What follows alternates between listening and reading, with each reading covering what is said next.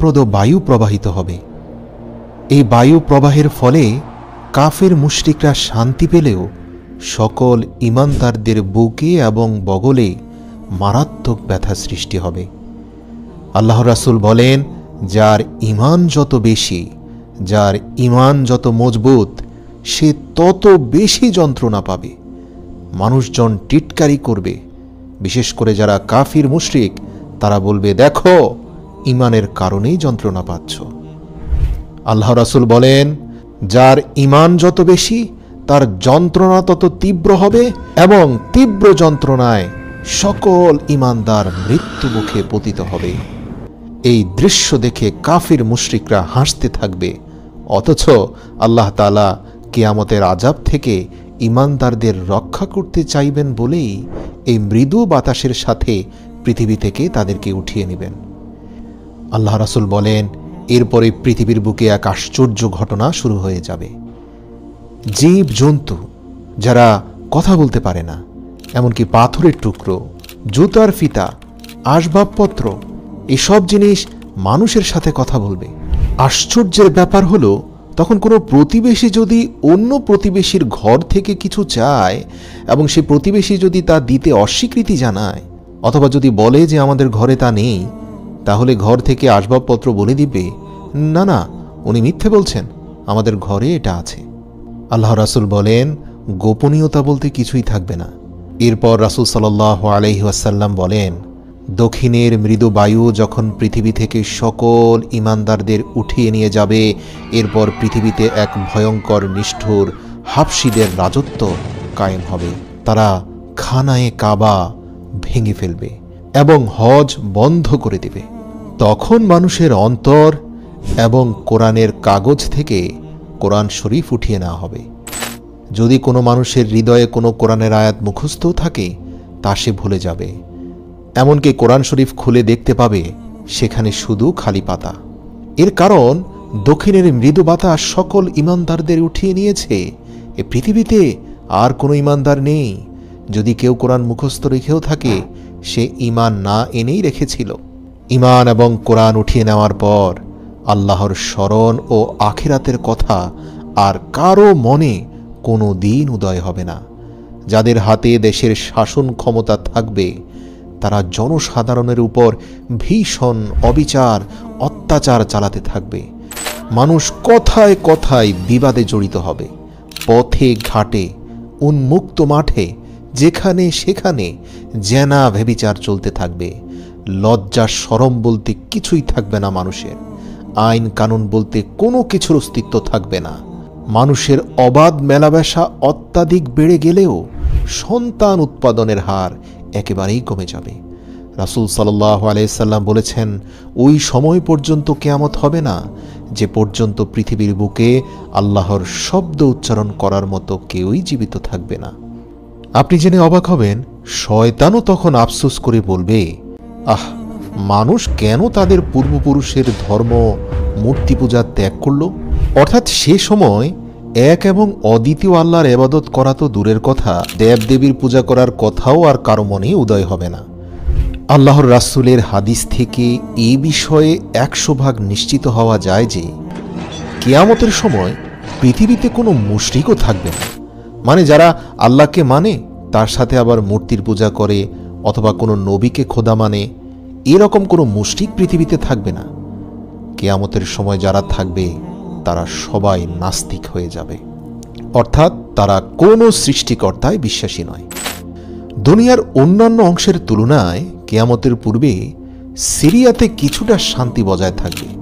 সেজন্য শান্তিপ্রিয় লোকজন সবাই সিরিয়ায় চলে যাবে। এখন যেমন ইউরোপ, আমেরিকা অনেক মানুষের জন্য পৃথিবীতে স্বপ্নের দেশ, তখন পুরো বিশ্ববাসীর জন্য সিরিয়া হবে স্বপ্নের দেশ। সবাই সিরিয়াতে গিয়ে একটু স্বস্তির নিঃশ্বাস ফেলতে চাইবে। এরই মধ্যে একদিন হঠাৎ জিলহজ মাসের 10 তারিখ দিবাগত রাতটি এত দীর্ঘ হবে যে শিশুরা নিদ্রা থেকে উঠে ছটপট করতে থাকবে। গরু, মহিষ, গৃহপালিত পশু মাঠে যাওয়ার জন্য অস্থির হয়ে চিৎকার শুরু করবে। মানুষ ভীত ও চিন্তিত হয়ে চিৎকার ও কোলাহল শুরু করে দিবে। অবশেষে 3 অথবা 4 দিবারাত্রি সমান সময় অতিবাহিত হওয়ার পর পশ্চিম দিক হতে সূর্য উদয় হবে। এ বিষয়ে আল্লাহ তাআলা পবিত্র কোরআনে সূরা নামলে বলেছেন, যখন কিয়ামতের ওয়াদা পূর্ণ করার সময় নিকটবর্তী হবে, আমি তখন দাব্বাতুল আরদ প্রকাশ করব।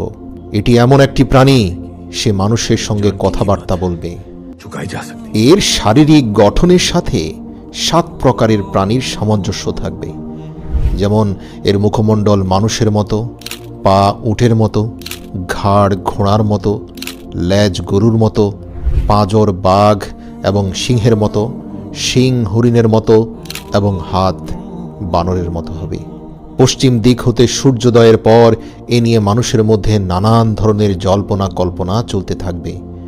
সে সময় একটা ভীষণ ভূমিকম্প হবে। ভূমিকম্পের ফলে মক্কায় সাফা পাহাড় ফেটে ভেতর হতে অদ্ভুত প্রাণী বের হয়ে আসবে। এই প্রাণী মানুষের সাথে অবিকল মানুষের মতোই কথা বলবে। তার এক হাতে হযরত মুসা আলাইহিসসালামের লাঠি এবং অপর হাতে হযরত সুলাইমান আলাইহিসসালামের আংটি থাকবে। প্রাণীটি এত দ্রুতগামী হবে যে তা মানুষের কল্পনার বাইরে। কোনো মানুষ বা তাগড়া ঘোড়া তো দূরের কথা, পৃথিবীর কোনো দ্রুতগামী যানবাহনের সাথেও তার তুলনা চলে না। এমনকি তার সামনে থেকে কেউ পালিয়েও যেতে পারবে না। সে প্রত্যেকটি মানুষের কপালে তার লাঠির দ্বারা একটি করে দাগ দেবে। প্রিয় দর্শক, ঈমানদারদের কপালে দাগ দেওয়ার সঙ্গে সঙ্গে তাদের চেহারা চাঁদের মতো উজ্জ্বল আলোকময় হবে এবং কাফের ও মুশরিকদের কপালে দাগ দেওয়ার সঙ্গে সঙ্গে তাদের চেহারা ভয়ানক কালো ও কুৎসিত হয়ে যাবে। সে অতি অল্প সময়ের মধ্যে প্রত্যেকটি মানুষের কপালে একটি করে দাগ দিয়ে যাবে, যার ফলে দুনিয়ার যাবতীয় মানুষ ঈমানদার ও বেঈমান এই দুটি শ্রেণীতে বিভক্ত হয়ে যাবে। মূলত এ ঘটনাটি পৃথিবীতে দক্ষিণাস্যেই মৃদু বাতাস আসার পূর্বে ঘটবে। এরপরের ঘটনা তো আমরা জানি। দক্ষিণ দিক হতে বায়ু প্রবাহিত হয়ে দাব্বাতুল আরদ, যাদের কপালে ঈমানদার লিখে গিয়েছিল, যাদের চেহারা নুরানি হয়ে গিয়েছিল, দক্ষিণা বাতাসে এরা প্রত্যেকে যন্ত্রণায় ছটপট করতে করতে এই ভয়ঙ্কর পৃথিবী থেকে শান্তিপূর্ণভাবে বিদায় নেবে। তাদের মৃত্যুর কিছুদিন পর সেই আবার দক্ষিণ দিক থেকেই একটি অগ্নিকুণ্ড মানুষের দিকে এগিয়ে এসে মানুষকে দৌড়তে থাকবে। সেই অগ্নি সকাল থেকে দুপুর পর্যন্ত মানুষকে তাড়া করবে, কিন্তু মানুষ দৌড়াতে দৌড়াতে দ্বিপ্রহরে যখন শ্রান্ত ও ক্লান্ত হয়ে পড়বে, তখন অগ্নিকুণ্ড তাকে বিতাড়ন করা হতে বিরত থাকবে। একটু রেস্ট দেওয়ার পরে আবারই সেই অগ্নি তাদেরকে আবার তাড়াতে আরম্ভ করবে। সন্ধ্যার সময় তা আবার ক্ষান্ত হবে। এভাবেই ছুটতে ছুটতে সব মানুষ যখন সিরিয়ায় এসে জমা হবে, তখন উক্ত অগ্নিকুণ্ড অদৃশ্য হয়ে যাবে। তখন কিছু লোক আপন আপন দেশে ফিরে যাবে এবং কিছু লোক সিরিয়ায় থেকে যাবে। প্রিয় দর্শক, আমি পূর্বেই বলেছি, কিয়ামতের পূর্বে সিরিয়া হবে পৃথিবীতে নিঃশ্বাস ফেলার, শান্তিতে থাকার একমাত্র জায়গা, যা বর্তমান সময়ের প্রেক্ষাপটে আপনি হয়তো কল্পনাও করতে পারবেন না। অগ্নিকুণ্ডের ভয়ানক তাড়নাটাই হচ্ছে কিয়ামতের আলামত সমূহের মধ্যে সর্বশেষ আলামত। এরপরে একদিন 10ই মুহররম শুক্রবার হযরত ইসরাফিল আলাইহিসসালাম তার সিংগায় ফুঁক দেবেন এবং সমস্ত পৃথিবী ধ্বংস হয়ে যাবে। এ সম্পর্কে আল্লাহ তাআলা তার পবিত্র কালাম কোরআনে মাজিদে ঘোষণা করেছেন, যখন সিংগায় ফুঁক দেয়া হবে তখন আসমান ও জমিনে যা কিছু আছে সবই ধ্বংস হয়ে যাবে, কিন্তু আল্লাহ যাকে ইচ্ছে করেন শুধু তাকেই জীবিত রাখবেন। হাদিস শরীফে বর্ণিত আছে, ইসরাফিল ফেরেশতা সিংগায় মুখ লাগিয়ে আল্লাহ তাআলার আদেশের প্রতীক্ষায় আছেন এখনো। যেই মাত্র আল্লাহর আদেশ হবে তৎক্ষণাৎ সে সিংগায় ফুঁক প্রদান করবে। এই সম্বন্ধে হযরত রাসূল সাল্লাল্লাহু আলাইহি ওয়াসাল্লাম বলেছেন, আল্লাহ পাকের হাতে আমার জান, আমি তার কসম করে বলছি, যেদিন ইসরাফিল সিংগায় ফুঁক প্রদান করবে তখনই কিয়ামত আরম্ভ হয়ে যাবে।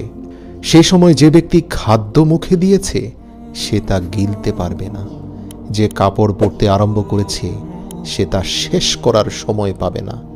ইতিমধ্যে সকলে অজ্ঞান হয়ে পড়ে যাবে। ইসরাফিল আলাইহিসসালাম সিংগায় ফুঁক দেয়া মাত্র সারা দুনিয়াব্যাপী এক মহা হুলস্থুল পড়ে যাবে, আকাশ ফেটে যাবে, চন্দ্র, সূর্য, গ্রহ, নক্ষত্র কক্ষচ্যুত হয়ে যাবে, এই বিশ্ব ব্রহ্মাণ্ড তছনছ হয়ে যাবে, পাহাড় পর্বত চূর্ণ বিচূর্ণ হয়ে তুলার মতো উড়ে যাবে, নদ নদী এবং সমুদ্র শুকিয়ে যাবে। এই ঘটনার বর্ণনা দিতে গিয়ে পবিত্র কোরআনের সূরা জিলজালে আল্লাহ তাআলা হৃদয় কাঁপানো কিছু কথা বলেছেন। আল্লাহ বলেন, ইযা জুলজিলাতিল আরদু জিলজালাহা, যখন প্রচণ্ড কম্পনে এই জমিন কম্পিত হবে, ওয়া আখরাজাতিল আরদু আসআলাহা, আর জমিন তার ভেতরে থাকা সকল পাপের বোঝা বের করে দেবে, মানে মানুষের সকল খারাপ কাজের তথ্য সেদিন প্রকাশ করে দেবে।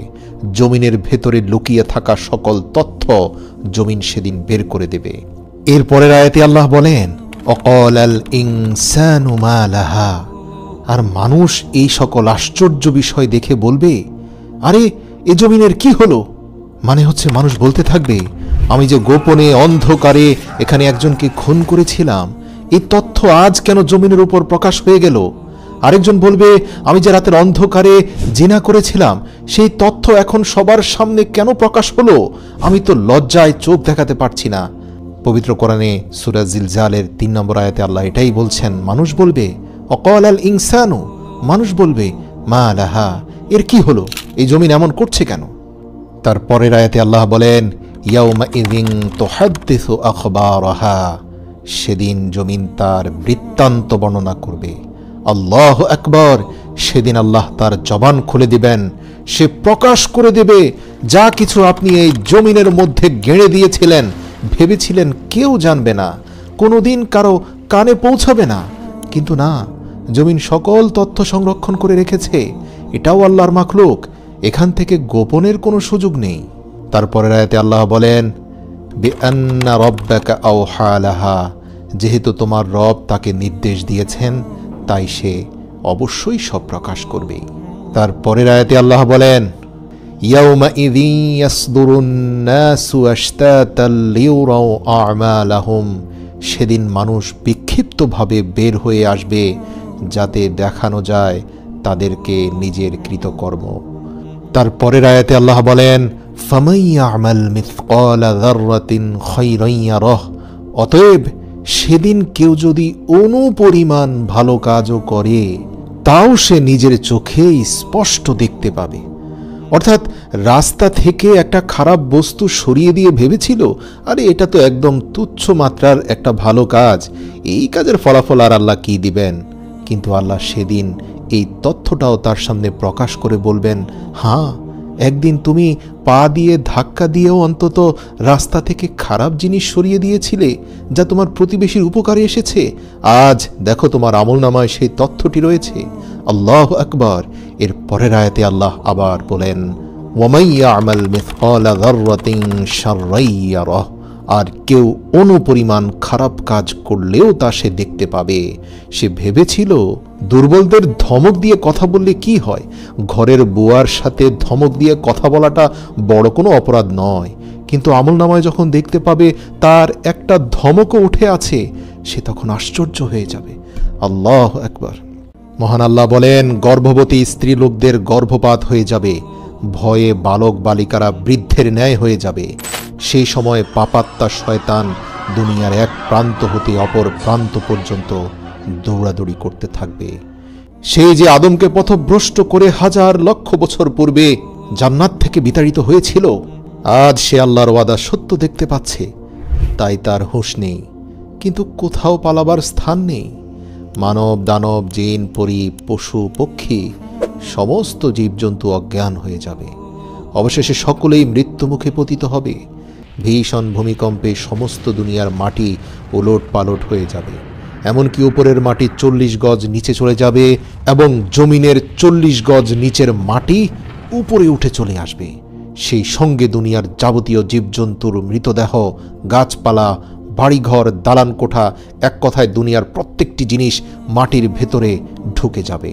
সমগ্র দুনিয়ার গাছপালা, তরুলতা, পাহাড় পর্বত সবকিছু এক বিশাল সমতল মরুভূমিতে পরিণত হবে। সমগ্র দুনিয়ার কোথাও একটি প্রাণী, এক বিন্দু ছায়া, এক ফোঁটা পানি থাকবে না। তখন পর্যন্ত আল্লাহ পাকের আরশ 8 জন ফেরেশতা বহন করবেন। হযরত জিবরাইল, হযরত মিকাইল, হযরত ইসরাফিল, হযরত আজরাইল আলাইহিস সালাম এবং পাপাত্তা শয়তান জীবিত থাকবে।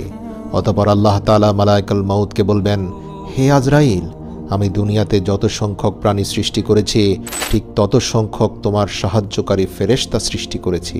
তাই আজ তুমি তোমার চূড়ান্ত সেই কাজটি সম্পন্ন করো। তুমি তোমার সাহায্যকারী ফেরেশতাদেরকে নিয়ে যাও, পাপাত্তা শয়তানের জান কবজ করো। দুনিয়া সৃষ্টির প্রারম্ভ হতে কিয়ামত পর্যন্ত যাবতীয় জীবের জান কবজ করতে তুমি যে পরিমাণ কষ্ট দিয়েছ, তার চেয়ে 4 গুণ বেশি কষ্ট দিয়ে আজ শয়তানের প্রাণ বের করে নিয়ে আসো।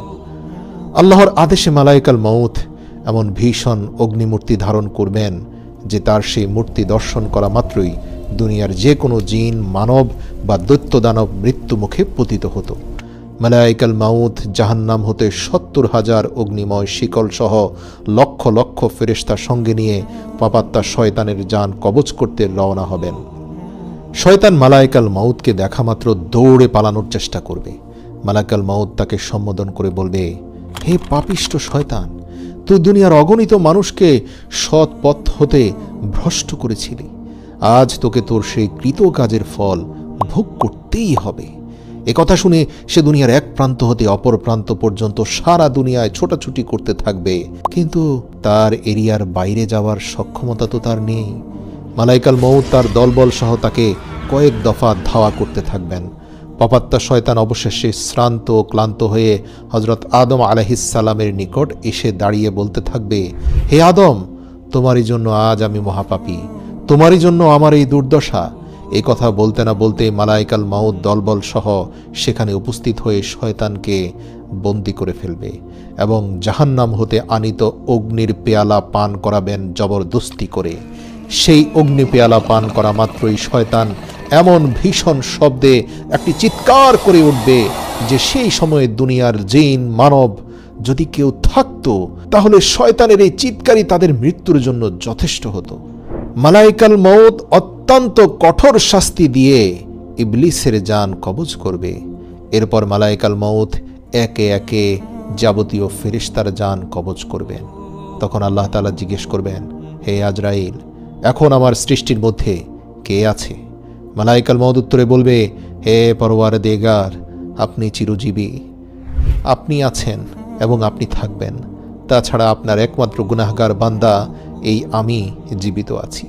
তখন আল্লাহ তাআলা বলবেন, হে আজরাইল, নিশ্চয়ই তুইও আমার এক মাখলুক, আর তুই তো জানিস প্রত্যেক প্রাণীকে মৃত্যুর স্বাদ গ্রহণ করতে হবে। আমার এই বাণী কি তুই শুনেছিস?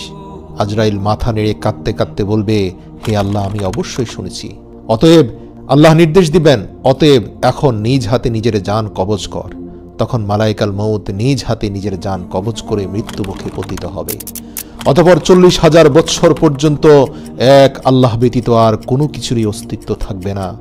তখন আল্লাহ তাআলা আসমান ও জমিনকে সম্বোধন করে বলবেন, এখন আসমান ও জমিনে কার বাদশাহী?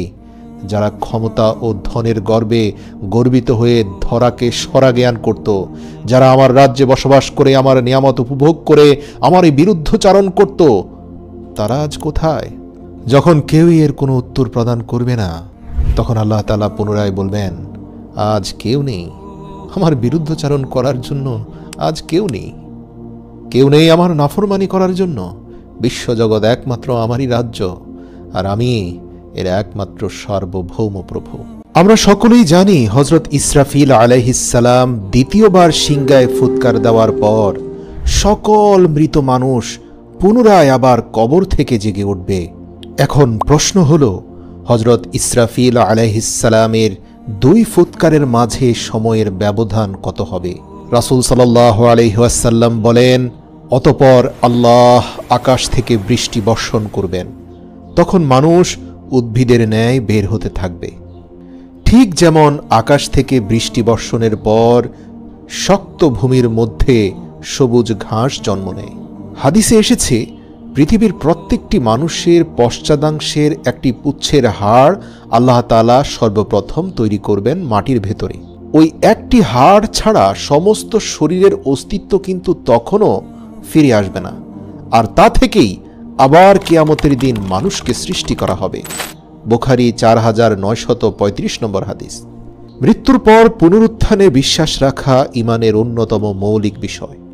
মৃত্যু যেমন সত্য, মৃত্যুর পর পুনরুত্থানও ঠিক এমনই সত্য। মহান আল্লাহ তার স্বীয় কুদরত ব্যবহার করে ছিন্ন ভিন্ন মৃত সব শরীর একত্র করবেন। পৃথিবীতে যদি কাউকে বাঘে খেয়ে ফেলে, অথবা সে যদি পানিতে ডুবে মরে যায়, অথবা আগুনে পুড়ে মরে গেলেও দেখা যাবে কিয়ামতের দিন সে একদম সুস্থ সবল হয়ে ফিরে আসবে। এই সব কিছুর পুনরুত্থান ঘটাবেন মহান আল্লাহ। এ বিষয়ে পবিত্র কোরআনে কাফের মুশরিকদের একটি প্রশ্নের উত্তর আল্লাহ দিয়েছেন। সেখানে কাফের মুশরিকরা বলে, আমরা মরে যাওয়ার পর আমাদের হাড়গুলো যখন পচে গলে যাবে তখনও কি আমাদের পুনরুত্থিত করা হবে? এ তো অসম্ভব বিষয়। আল্লাহ তাআলা বলেন, হে রাসূল, আপনি বলে দিন, হ্যাঁ, তিনি তোমাদের পুনরায় প্রাণ সঞ্চার করবেন, তোমাদের দেহের আকৃতি দান করবেন, যিনি প্রথম তোমাদের সৃষ্টি করেছেন। একবার ভেবে দেখো, তার জন্য কি এটা একান্তই সহজ নয়, যিনি তোমাদের অস্তিত্বহীন থেকে অস্তিত্ব দান করেছেন? সুবহানাল্লাহ। প্রিয় দর্শক, এখানে আল্লাহ রাব্বুল আলামিনের যুক্তি অকাট্য সত্য যে আল্লাহ অস্তিত্বহীনতা থেকে আমাদের অস্তিত্ব দিয়েছেন, তিনি কি মৃত হয়ে আমাদের হাড়গোড় মাটিতে মিশে যাওয়ার পর সেখান থেকে পুনরায় উত্থিত করতে পারবেন না? এটা কি আরো সহজ নয়? আল্লাহু আকবার। সূরা জুমারের 68 নম্বর আয়াতে আল্লাহ তাআলা বলেন, সিংগায় ফুৎকার দেওয়া হবে, ফলে যাদেরকে আল্লাহ ইচ্ছা করেন তারা ব্যতীত আকাশমণ্ডলী ও পৃথিবীর সকলে আশ্চর্য হয়ে পড়বে। অতঃপর আবার সিংগায় ফুৎকার দেওয়া হবে, তৎক্ষণাৎ তারা কবর থেকে সোজা হয়ে দাঁড়িয়ে যাবে। ইরশাদ হয়েছে, কাফেররা ধারণা করে যে তারা কখনোই পুনরুত্থিত হবে না। বলো, নিশ্চয়ই হবে, আমার প্রতিপালকের শপথ, তোমরা অবশ্যই পুনরুত্থিত হবে। অতঃপর তোমরা যা যা করেছ এই দুনিয়াতে সে সব কিছু সেখানে তোমরা দেখতে পাবে।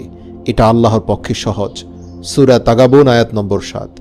সূরা বনী ইসরাইলের 49 থেকে 51 নম্বর আয়াতে আল্লাহ বলেন, তারা বলে, আমরা অস্থিতে পরিণত ও চূর্ণ বিচূর্ণ হলেও কি নতুন রূপে উত্থিত হব? হে রাসূল, বলে দাও, তোমরা হয়ে যাও, তোমরা চূর্ণ বিচূর্ণ হও, অথবা পাথর বা লোহা হও, অথবা এমন কিছু যা তোমাদের ধারণায় খুবই কঠিন, অবশ্যই আমি তোমাদের পুনরুত্থিত করব।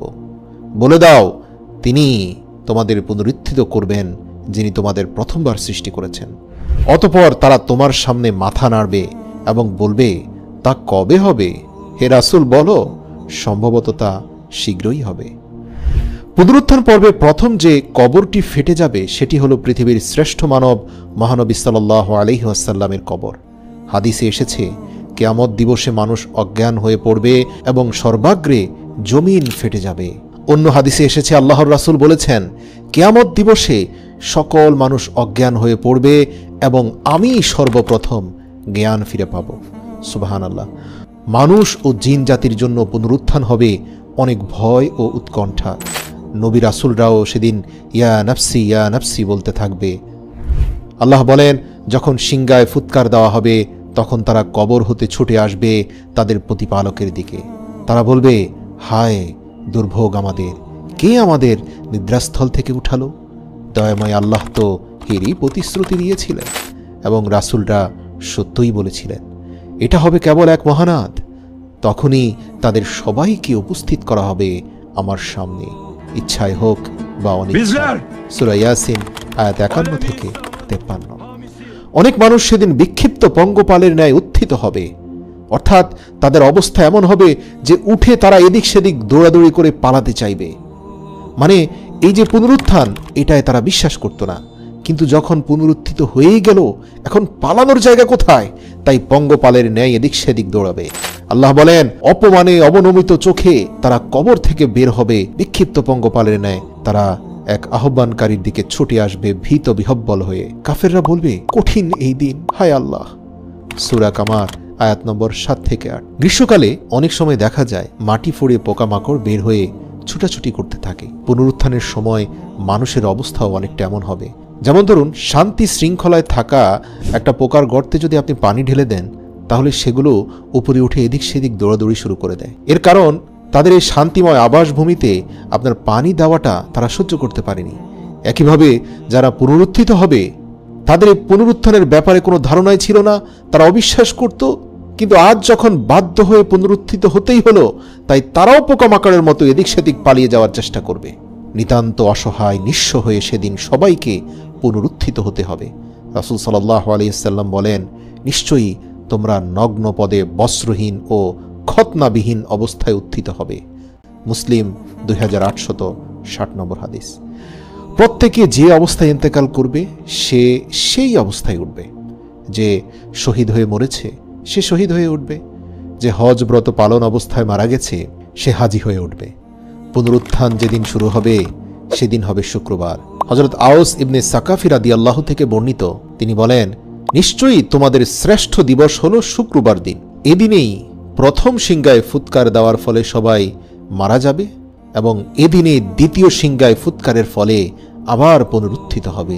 ইসলামের দৃষ্টিতে মানুষের এই দুনিয়ার জীবন হলো একেবারে নিতান্তই ক্ষণস্থায়ী এবং আখিরাতের জীবন হলো চিরস্থায়ী। মৃত্যুর মাধ্যমে দুনিয়ার জীবনের সমাপ্তি ঘটবে এবং আখিরাতের জীবনের সূচনা হবে। সেই জীবন কি ভালো হবে না মন্দ হবে সেটা হাসরের মাঠে চূড়ান্ত করা হবে। যেমন আল্লাহ তাআলা বলেন, প্রত্যেক প্রাণীকে মৃত্যুর স্বাদ গ্রহণ করতে হবে, আর অবশ্যই কিয়ামতের দিন তোমাদেরকে পরিপূর্ণভাবে তার প্রতিদান দেওয়া হবে। সুতরাং যাকে জাহান্নাম থেকে দূরে রাখা হবে এবং জান্নাতে প্রবেশ করানো হবে সেই সর্বশ্রেষ্ঠ সফল ব্যক্তি। হাসরের মাঠের ভয়াবহতা কেমন হবে, সর্বপ্রথম কোন কাজের হিসাব গ্রহণ করা হবে, কি কি জিজ্ঞেস করা হবে তা আমাদের জানা জরুরি। মানব জীবনের অনিবার্য অংশ হলো হাসরের মাঠে চূড়ান্ত হিসাব নিকাশের জন্য উপস্থিত হওয়া। কেননা এই দিনের প্রাপ্ত ফলাফলের ভিত্তিতে মানুষের আখিরাতের জীবন কেমন হবে তা নির্ধারণ করা হবে। হাসর শব্দটি আরবি, এর অর্থ হলো বিভিন্ন বিক্ষিপ্ত বস্তুকে পরিপূর্ণভাবে এক জায়গায় একত্রিত করা বা জড়ো করা। অর্থাৎ বিভিন্ন স্থানে নানান জায়গায় ছড়িয়ে ছিটিয়ে যদি কিছু থাকে সেগুলোকে এক জায়গায় সবগুলোকে স্তূপ করলে সেটাকে হাসর বলা হয়। যেহেতু আল্লাহ পৃথিবী জুড়ে ছড়িয়ে ছিটিয়ে থাকা সব মানুষকে হাসরের মাঠে একত্রিত করবেন একটা নির্দিষ্ট স্থানে, কোনো মানুষ এবং প্রাণী সেখান থেকে বাদ পড়বে না, তাই এটাকে হাসরের মাঠ বলা হয়। মহান আল্লাহ পবিত্র কোরআনে বলেন, যেদিন তিনি তাদেরকে একত্রিত করবেন সেদিন তাদের অনেকেই বলবে, আমরা দুনিয়াতে একদিন কিংবা তার থেকে কিছুটা কম সময় কাটিয়ে এসেছি। এমনকি তারা পরস্পরকে চিনতে পারবে। যারা আল্লাহর সাক্ষাৎকে অস্বীকার করত তারা ক্ষতিগ্রস্ত হয়েছে এবং তারা কখনোই সঠিক পথ প্রাপ্ত ছিল না। অর্থাৎ একদিন আল্লাহর সামনে হাজির হতেই হবে, তার সাথে সাক্ষাৎ হবে, এতে কোনো সন্দেহ নেই। রাসূল সাল্লাল্লাহু আলাইহি ওয়াসাল্লাম বলেন, কিয়ামতের দিন সব সৃষ্ট জীবকে জমা করা হবে, এমনকি চতুষ্পদ জীব জন্তু, হিংস্র প্রাণী, পাখি সবকিছুকেই এক জায়গায় নিয়ে আসা হবে। আল্লাহ সকল প্রাণী এবং মানুষের প্রতি ন্যায় বিচার করবেন। ফলে পৃথিবীতে যে প্রাণীর শিং থাকার কারণে শিংবিহীন অন্য প্রাণীর উপর অত্যাচার করেছিল বা শিং দিয়ে গুঁতো দিয়ে তাকে হত্যা করেছিল, সেদিন অত্যাচারিত প্রাণীকে আল্লাহ তাআলা শিং গজিয়ে বলবেন, এবার তুমি প্রতিশোধ নাও। অতঃপর সে প্রতিশোধ নিবে, বিচার শেষ হবে। অতঃপর সকল প্রাণীকে আল্লাহ তাআলা বলবেন, এবার তোমরা সবাই মাটির সঙ্গে মিশে যাও। সুতরাং আজ যদি আপনি কোনো টিভির পর্দায় দেখেন কোনো নেকড়ে বাঘ কোনো হরিণকে খেয়ে ফেলেছে, অথবা বনের কোনো অসহায় পশুকে কোনো সিংহ এসে খেয়ে ফেলেছে, তাহলে এই দৃশ্য দেখে অবাক হওয়ার কিছু নেই। কখনোই এমনটা ভাববেন না যে আল্লাহ অসহায়ের প্রতি অন্যায় করেছেন, কখনোই নয়। কিয়ামতের দিন এই প্রাণীগুলো উঠবে, যে যাকে খেয়েছে সে আবার তার প্রতিশোধ নিতে পারবে। অতঃপর সকল প্রাণীকে আল্লাহ তাআলা মাটির সঙ্গে মিশিয়ে দেবেন। তাদের এভাবে মাটির সঙ্গে মিশে যেতে দেখে কাফেররা বলতে থাকবে, হায়, আজ যদি আমরাও মাটির সাথে মিশে যেতে পারতাম। পবিত্র কোরআনে সূরা নাবার শেষ আয়াতে আল্লাহ তাআলা বলেন, ইয়া লাইতানি কুনতু তুরাবা, তারা বলবে, হায়, আজ যদি আমরা এই প্রাণীর মতো মাটির সাথে মিশে যেতে পারতাম তাহলে আমাদের আর হিসেবের মুখোমুখি হতে হতো না। আল্লাহু আকবার। আল্লাহ বলেন, সেদিন আমি আকাশকে গুটিয়ে নেব, যেভাবে লিখিত কাগজপত্র এক জায়গায় জমা করা হয়, আমি ঠিক সেভাবেই সব কিছু আমার কাছে নিয়ে নেব যেভাবে আমি প্রথমবার সৃষ্টি করেছিলাম, এবং আমি আমার ওয়াদা অবশ্যই পূর্ণ করব। আব্দুল্লাহ ইবনে আব্বাস রাদিয়াল্লাহু থেকে বর্ণিত, নবী করিম সাল্লাল্লাহু আলাইহি সাল্লাম বলেন, নিশ্চয়ই তোমাদেরকে হাসরের ময়দানে খালি পা বা বস্ত্রহীন অবস্থায় উত্থান করা হবে। সাধারণ মানুষরা বস্ত্রহীন থাকলেও নবী রাসূলদের কাপড় পরানো হবে। এ বিষয়ে আল্লাহর রাসূল বলেন, ইব্রাহিম আলাইহিস সালামকে যখন নমরুদ আগুনের কুণ্ডলিতে নিক্ষেপ করে তার পূর্বে তাকে বিবস্ত্র করেছিল। এতে তিনি ধৈর্য ধারণ করেছিলেন, সবর করে আল্লাহর উপর তিনি ভরসা রেখেছিলেন। এজন্য আল্লাহ তাকে এর প্রতিদান দিলেন, তাকে দুনিয়া আখেরাতের আগুন থেকে রক্ষা করলেন এবং বিনিময়ে কিয়ামতের দিন তাকে সব মানুষের উপস্থিতিতে কাপড় পরিধান করিয়ে সম্মানিত করবেন আল্লাহ। সবাই সারিবদ্ধ হয়ে নিচের দিকে তাকিয়ে চুপচাপ দাঁড়িয়ে থাকবে। হাসরের ময়দানে একে একে সকলকে উপস্থিত করার পর ফের তাদের এই সারিবদ্ধ মানুষের মধ্যেই হঠাৎ আল্লাহ তাআলা আসমান থেকে নেমে আসবেন। উপস্থিত সকলেই ডানে বামে কোথাও তাকাবে না, সোজা নিচের দিকে তাকিয়ে দাঁড়িয়ে থাকবে। সকলে নীরব নিঃশব্দ থাকবে, কেউ কোনো কথা বলতে পারবে না। তবে আল্লাহ যাকে অনুমতি দেবেন সেই শুধু কথা বলতে পারবে। কোরআনে উল্লেখ আছে, সেই চিরঞ্জীব চিরস্থায়ী আল্লাহর সামনে সকলেই অবনত হবে। সেই ব্যক্তি অবশ্যই ব্যর্থ হবে যে জুলুম করেছে, আর যে মুমিন ভালো কাজ করবে সে কোনো জুলুম বা ক্ষতির আশঙ্কা করবে না। আল্লাহ তাআলা বলেন, শুধুমাত্র তারাই কথা বলতে পারবে যাদেরকে আমি অনুমতি দেব। হাসরের ময়দানে পরিস্থিতি এতটাই ভয়াবহ হবে, সেদিন কেউ কাউকে সাহায্য করবে না। সবাই আরবিতে একটি বাক্য উচ্চারণ করবে, ইয়া নাফসি ইয়া নাফসি। হাদিসে এসেছে, প্রত্যেক মানুষই সেদিন আতঙ্কে থাকবে। সবাই বলবে, ইয়া নাফসি, আমাকে বাঁচাও, আমাকে বাঁচাও। রাসূল সাল্লাল্লাহু আলাইহি সাল্লাম বলেন, মাথার কিছুটা উপরেই সূর্য থাকবে। হাসরের ময়দান অত্যন্ত ভয়াবহ একটা জায়গা। যেহেতু সূর্যকে মানুষের কাছাকাছি রাখা হবে, সেই সূর্যের তীব্র উত্তাপে সবাই ছটপট করতে থাকবে। কেউ কেউ ঘামের নদীতে হাবুডুবু খেতে থাকবে। আবার সূর্য মাথার উপর থাকার পরেও কারো কোনো ক্ষতি হবে না, হাসি খুশি থাকবে। এই সবই হবে তার আমলের বহিঃপ্রকাশ।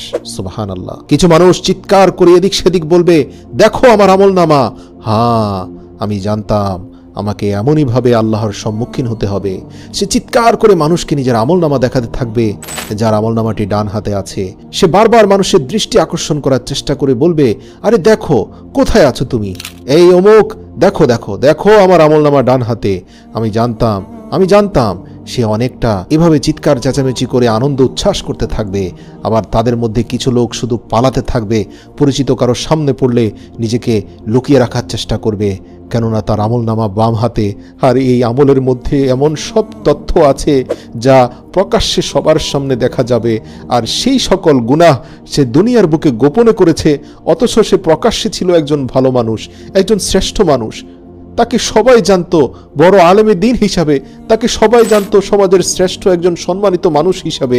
অথচ গোপনে, অন্তরালে, পর্দার আড়ালে সে যে এত পাপ করেছে, আজ বাম হাতের আমলনামা সব বলে দিচ্ছে। তাই সে নিজেকে লুকানোর চেষ্টা করবে, কিন্তু না, সেখানে লুকানোর কোনো সুযোগ নেই।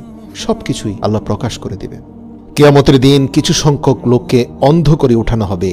এ বিষয়ে সূরা বালাদের ৮ নম্বর আয়াতে আল্লাহ বলেন, আমি কি তোমাদের চক্ষু দেইনি? পবিত্র কোরআনের এই সূরায় মহান আল্লাহ মানুষকে হেদায়েত গ্রহণের জন্য সহায়ক যেসব নিয়ামত দিয়েছেন তাতে চোখের কথা বিশেষভাবে উল্লেখ করেছেন। যারা এই নিয়ামতের শুকরিয়া করবে না, কিয়ামতের দিন মহান আল্লাহ তাদের অন্ধ অবস্থায় উঠাবেন। পবিত্র কোরআনে এসেছে, আর যে আমার স্মরণ থেকে বিমুখ থাকবে নিশ্চয়ই তার জীবন যাপন হবে সংকুচিত, এবং আমি তাকে কিয়ামতের দিন জামায়াত করব অন্ধ অবস্থায়। সে বলবে, হে আমার রব, কেন আপনি আমাকে অন্ধ অবস্থায় উঠালেন, অথচ আমি তো ছিলাম দৃষ্টিশক্তি সম্পন্ন? আল্লাহ বলবেন, এভাবেই আমার নির্দেশনাবলী তোমার কাছে এসেছিল, কিন্তু তুমি তা ছেড়ে দিয়েছিলে, এবং সেভাবে আজ আমিও তোমাকে জাহান্নামে ছেড়ে দেব। সূরা তাহা আয়াত নম্বর ১২৪ থেকে ২৬। অন্য আয়াতে এসেছে, আল্লাহ যাকে হেদায়েত দান করেন সেই হেদায়েত প্রাপ্ত হয়, এবং যাকে তিনি পথহারা করেন তার কোনো অভিভাবক তুমি খুঁজে পাবে না। আর আমি আল্লাহ কিয়ামতের দিন তাদের একত্র করব, উপুড় করে অন্ধ, মুখ ও বধির অবস্থায় তাদেরকে আমি নিক্ষেপ করব। তাদের আশ্রয়স্থল হবে জাহান্নাম। যখনই তা নিস্তেজ হবে তখনই আমি তাদের জন্য আগুনকে বাড়িয়ে দেব। সূরা বনী ইসরাঈল আয়াত নম্বর ৯৭। অর্থাৎ দুনিয়ায় তারা যে অবস্থায় ছিল, সত্যকে দেখতে পেত না, সত্য কথা শুনতে পেত না, এবং সত্য কথা বলতো না, ঠিক তেমনই কিয়ামতের দিন তাদের উঠানো হবে। অনেক তাফসীরবিদদের মতে এখানে বাহ্যিক দৃষ্টিহীনতার কথা বলা হয়নি, বরং অন্ধ দ্বারা উদ্দেশ্য হলো অন্তরের দৃষ্টিহীনতা। কারণ পবিত্র কোরআনের এক আয়াতে উল্লেখিত রয়েছে, তারা কি দেশ ভ্রমণ করেনি? তাহলে তারা জ্ঞান বুদ্ধি সম্পন্ন হৃদয় ও শ্রুতিশক্তি সম্পন্ন শ্রবণের অধিকারী হতে পারত। বস্তুত চোখ তো অন্ধ নয়, বরং অন্ধ হচ্ছে বুকের মধ্যে অবস্থিত হৃদয়। সূরা হজ আয়াত নম্বর ৪৬। তাদের অন্ধত্ব হৃদয়ের চোখের হোক আর চর্মচোখের, কিয়ামতের দিন তাদের শাস্তি যে ভয়াবহ হবে এ কথা নিশ্চিত। পবিত্র কোরআনের একটি আয়াতে বলা হয়েছে যে সেদিন তাদের চেহারার উপর ভর করে আল্লাহ সামনে হাজির করবেন। এরশাদ হয়েছে, যাদের মুখের উপর ভর দিয়ে চলা অবস্থায় জাহান্নামের দিকে একত্র করা হবে তারা স্থানের দিক থেকে অতি নিকৃষ্ট এবং বেশি পথভ্রষ্ট। সূরা ফুরকান আয়াত নম্বর 34। পবিত্র কোরআনের এই আয়াত দেখে সবার মনে প্রশ্ন জাগতে পারে যে চেহারার উপর ভর করে চলাচল কি সম্ভব? এমন প্রশ্ন সাহাবায়ে কেরামের মনেও এসেছিল। আনাস ইবনে মালিক রাদিয়াল্লাহু থেকে বর্ণিত এক ব্যক্তি বলল, হে আল্লাহর নবী, কিয়ামতের দিন কাফিরদের মুখে ভর করে চলা অবস্থায় একত্র করা হবে। তিনি বললেন, এমনটা কেন করা হবে? উত্তরে আল্লাহ রাসূল বললেন, যিনি এ দুনিয়ায় তাকে দুই পায়ের উপর চালাতে পেরেছেন তিনি কি কিয়ামতের দিন মুখে ভর করে তাকে চালাতে পারবেন না? কাতাদা রাহমাতুল্লাহ বলেন, নিশ্চয়ই আমার রবের ইজ্জতের কসম, আল্লাহ যাকে যেভাবে চান সেভাবে নিয়ে আসবেন। অনেকের ক্ষেত্রেই আল্লাহ এমনটা করবেন তাকে অপমানিত করার জন্য। ভাবুন, এ দুনিয়ার বুকে কিছু কিছু মানুষের প্রতি আপনার কতটা কষ্ট এবং ক্ষোভ জন্মে তাদের কর্মকাণ্ডে। এভাবে তারা যুগের পর যুগ এসব করে কবরে যায়। ভাবুন কিয়ামতের দিন তাদেরকে কিভাবে আল্লাহ উঠাবেন। আল্লাহ রাসূল বলেন, কিয়ামতের দিন 5টি প্রশ্নের উত্তর না দিয়ে কেউ সামনে অগ্রসর হতে পারবে না। হযরত আবু বারজাহ আল আসলামি নাজলাহ বিন উবাইদা রাদিয়াল্লাহু থেকে বর্ণিত, রাসূল সাল্লাল্লাহু আলাইহি সাল্লাম ইরশাদ করেছেন, কিয়ামতের দিন বান্দাকে 4টি প্রশ্নের উত্তর দিতেই হবে। 2 পা কোথাও সরাতে পারবে না এইসব প্রশ্নের উত্তর না দিয়ে। 1, কোন কাজে জীবন ব্যয় করেছে। 2, সে যে জ্ঞান অর্জন করেছে সে অনুসারে সে কেমন আমল করেছে। 3, কোন খাত থেকে সম্পদ উপার্জন করেছে এবং কোথায় তা ব্যয় করেছে। 4, নিজের যৌবনকে কোন কাজে সে ব্যয় করেছে। সুনানে তিরমিজি হাদিস নম্বর 2417। এর জন্য ইসলাম সবসময় মানুষকে আত্মজিজ্ঞাসা করার নির্দেশ দিয়েছে। মানুষ নিজের হিসাব নিজেরই করা উচিত। মহান আল্লাহ বলেন, হে মুমিনরা, তোমরা আল্লাহকে ভয় করো এবং প্রত্যেকে যেন ভাবে আগামীর জন্য সে কি পাঠিয়েছে। তোমরা আল্লাহকে ভয় করো, তোমরা যা করো আল্লাহ সব সম্পর্কে অবহিত আছেন। সূরা হাশর আয়াত নম্বর 18। আল্লামা ইবনে কাসির রাহিমাহুল্লাহ এই আয়াতের ব্যাখ্যায় বলেন, তোমাদের হিসাব গ্রহণের আগে তোমরা নিজেদের হিসাব নিজেই করতে থাকো।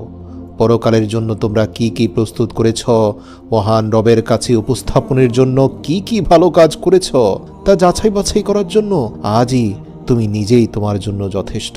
পৃথিবীতে যে ব্যক্তি নিজের হিসাব নেয় সেই হচ্ছে সবচেয়ে বিজ্ঞ মানুষ। সাদ্দাদ বিন আউস বলেন, আল্লাহর রাসূল বলেছেন, ওই ব্যক্তি বুদ্ধিমান যে ব্যক্তি নিজের হিসাব নেয় এবং মৃত্যু পরবর্তী জীবনের জন্য আমল করে। ওই ব্যক্তি ব্যর্থ যে নিজের প্রবৃত্তির অনুসরণ করে এবং আল্লাহর কাছে আশা করে বসে থাকে যে আল্লাহ তার সব ক্ষমা করে দিবেন। সূরা নাজিয়াতের 40 নম্বর আয়াতে আল্লাহ বলেন, আখিরাতে চিরস্থায়ী সুখ শান্তির জন্য দুনিয়ায় নিজের হিসেব নেওয়া জরুরি। আল্লাহ স্পষ্টভাবে বলেন, আর যে ব্যক্তি মহান রবের সামনে দাঁড়ানোকে ভয় করে এবং নিজের খারাপ প্রবৃত্তিকে সংযত রাখে, জান্নাতই হবে তার আবাসভূমি। সূরা নাজিয়াত আয়াত 40-41। হাসরের ময়দানে মানুষ একটি নতুন পৃথিবী দেখতে পাবে, যার চিত্র ও দৃশ্য এই পৃথিবী থেকে সম্পূর্ণ ভিন্ন হবে। মহান আল্লাহ তাআলা সূরা ইব্রাহিমের 48 নম্বর আয়াতে বলেন, যেদিন এই পৃথিবী পরিবর্তিত হয়ে অন্য পৃথিবী হবে এবং আকাশও পরিবর্তিত হবে আর মানুষ উপস্থিত হবে আল্লাহর সামনে, যিনি এক পরাক্রমশালী। ওলামায়ে কেরামগণ বলেন, এই আয়াতের ব্যাখ্যা হচ্ছে গোটা ভূপৃষ্ঠ একটি সমতল ভূমিতে পরিণত করে দেওয়া হবে। এতে কোনো গৃহের ও বৃক্ষের আড়াল থাকবে না, পাহাড় টিলা গর্ত গভীরতা কিছুই থাকবে না। এ বিষয়ে পবিত্র কোরআনে এসেছে, অতঃপর পৃথিবীকে মসৃণ সমতল ভূমিতে রূপান্তর করা হবে, তুমি তাতে মোড় ও টিলা দেখতে পাবে না। সূরা তাহা আয়াত নম্বর 106। কিয়ামতের দিন জমিনের সব স্বচ্ছ ও পরিষ্কার হয়ে যাবে। সাহল ইবনে সাইদ রাদিয়াল্লাহু থেকে বর্ণিত, আল্লাহর রাসূল বলেছেন, কিয়ামতের দিন মানুষকে সাদা ধবধবে রুটির মতো জমিনের উপর একত্র করা হবে। অন্য বর্ণনায় এসেছে, সেখানে কারো কোনো পরিচয়ের পতাকা থাকবে না। কি বাংলাদেশি, কি পাকিস্তানি, কি ভারতীয়, কি আমেরিকান, কি ইউরোপিয়ান, সবই তো আল্লাহর বান্দা। পরিচয় একটাই, আশরাফুল মাখলুকাত, আল্লাহর বান্দা। কিন্তু এই সমতল ভূমির মধ্যে প্রত্যেকটি বান্দার জন্য সর্বশ্রেষ্ঠ পরীক্ষা হবে পুলসিরাত। হাসরের মাঠ থেকে বের হয়ে গন্তব্যে যেতে একটি পুল স্থাপন করা হবে। এই পুরো সমতল ভূমিতে সবচেয়ে বড় পরীক্ষাটি হবে এই পুল। আরবিতে পুলকে বলা হয় সিরাত। সিরাত হাসরের ময়দান থেকে জাহান্নামের উপর দিয়ে জান্নাত পর্যন্ত বিস্তৃত থাকবে এবং অনেক ভয়ঙ্কর হবে। মানুষকে তার নিজ নিজ আমলনামা নিয়ে এই পোলের উপর দিয়ে যেতে হবে। ফেরেশতারা আল্লাহর নির্দেশে সকল মানুষকে এই পোল পার হওয়ার নির্দেশ দিয়ে দেবেন। ফেরেশতারা বলতে থাকবেন, হে মানবজাতি, এটা তোমাদের গন্তব্যে পৌঁছার পথ, এই পোল পেরিয়েই তোমাদের যেতে হবে। কিন্তু সবার জন্য পেরিয়ে যাওয়া সম্ভব হবে না। পাপী বান্দারা সেটাকে চুল থেকেও চিকন দেখতে পাবে, তাদের জন্য সেটি হবে অত্যন্ত ধারালো। তারা ওই পোলে আরোহণ করা মাত্রই তাদের পা কেটে নিম্নস্থ জাহান্নামে তারা নিক্ষিপ্ত হবে। আর নেককারদের জন্য হবে সেই পোল সুপ্রশস্ত সুগম। তারা তাদের নেকির তারতম্য অনুযায়ী বিদ্যুতের গতিতে জান্নাতে পৌঁছে যাবে সেই পোল পাড়ি দিয়ে। পবিত্র কোরআন ও হাদিসের কোথাও সরাসরি পুলসিরাত শব্দটি ব্যবহৃত হয়নি, বরং বিভিন্ন জায়গায় শুধু সিরাত শব্দটি ব্যবহৃত হয়েছে। আল্লাহ তাআলা বলেন, তোমাদের মধ্যে এমন কেউ নেই যে এই সিরাতকে ফাঁকি দিয়ে চলে যেতে পারবে। এটা তোমাদের প্রতিপালকের অবধারিত ফয়সালা।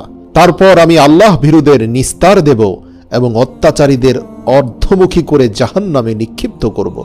সূরা মারিয়াম আয়াত নম্বর ৭১-৭২।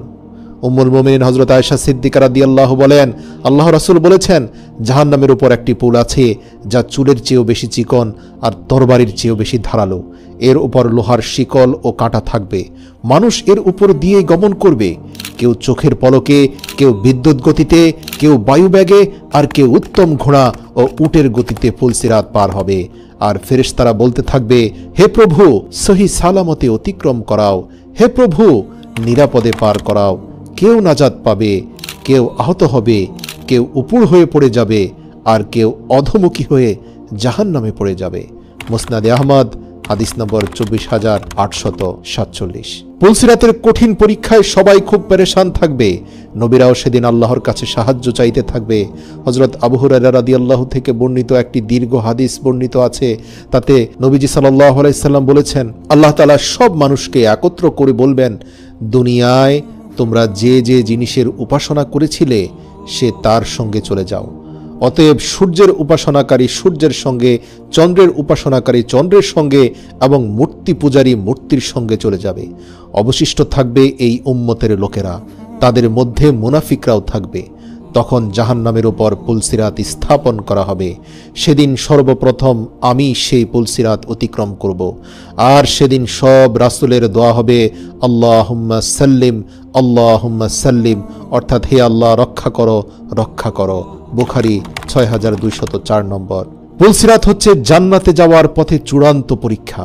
জাহান্নামীদের জন্য হাসরের মাঠ থেকে সরাসরি জাহান্নামের পথে নিয়ে যাওয়া হবে। আর যারা জান্নাতে যাবে তাদের জন্য এই ভয়ঙ্কর পথ অতিক্রমের শ্রেষ্ঠ পরীক্ষা হবে এটি। মনে রাখবেন, প্রত্যেকটি মুমিন ও মুনাফিকদের এই পরীক্ষার সম্মুখীন হতে হবে। এখানেই প্রকাশ হবে কে মুমিন আর কে মুনাফিক। আল্লাহ তাআলা বলেন, তোমার রবের কসম, আমি অবশ্যই তাদের ও শয়তানদের হাসরের মাঠে সমবেত করব। অতঃপর জাহান্নামের চারপাশে নত জানু অবস্থায় তাদের উপস্থিত করব। তারপর প্রত্যেক দল থেকে পরম করুণাময়ের বিরুদ্ধে সবচেয়ে বেশি অবাধ্যকে আমি টেনে বের করবই। আমি পরিপূর্ণ অবগত তাদের সম্পর্কে, যারা জাহান্নামে দগ্ধীভূত হওয়ার অধিকতর যোগ্য। আল্লাহর রাসূল বলেন, পুলসিরাত হবে মসৃণ, পিচ্ছিল হবে। তাতে থাকবে অসংখ্য লৌহ শলাকা ও আংটা, আর থাকবে অসংখ্য কাঁটাযুক্ত দাঁতালো মাথা। তবে তা সবার জন্য একরকম হবে না। বুখারী হাদিস নম্বর ৭৪39। মুনাফিকদের এবং ঈমানদার যারা গুনাহ করেছে তাদের জাহান্নাম থেকে উত্থিত সেই শালাকা টেনে জাহান্নামে নিয়ে যাবে। তার মানে ঈমানদার হলেই যে ফুলসিরাত পার হওয়া যাবে তা কিন্তু গ্যারান্টি দেওয়া যায় না। অনেক ঈমানদারও মাত্রা অতিরিক্ত গুনাহ করার কারণে কিছু দূর কষ্ট করে যেতে পারলেও মোটামুটি তারা পোলের মধ্যখান অথবা শেষাংশে গিয়ে তারা জাহান্নামে নিক্ষিপ্ত হবে। আবু হুরায়রা রাদিয়াল্লাহু থেকে বর্ণিত, নবীজি সাল্লাল্লাহু আলাইহি সাল্লাম বলেছেন, পুলসিরাতে দুই প্রান্তে অসংখ্য আংটা যুক্ত করা হবে।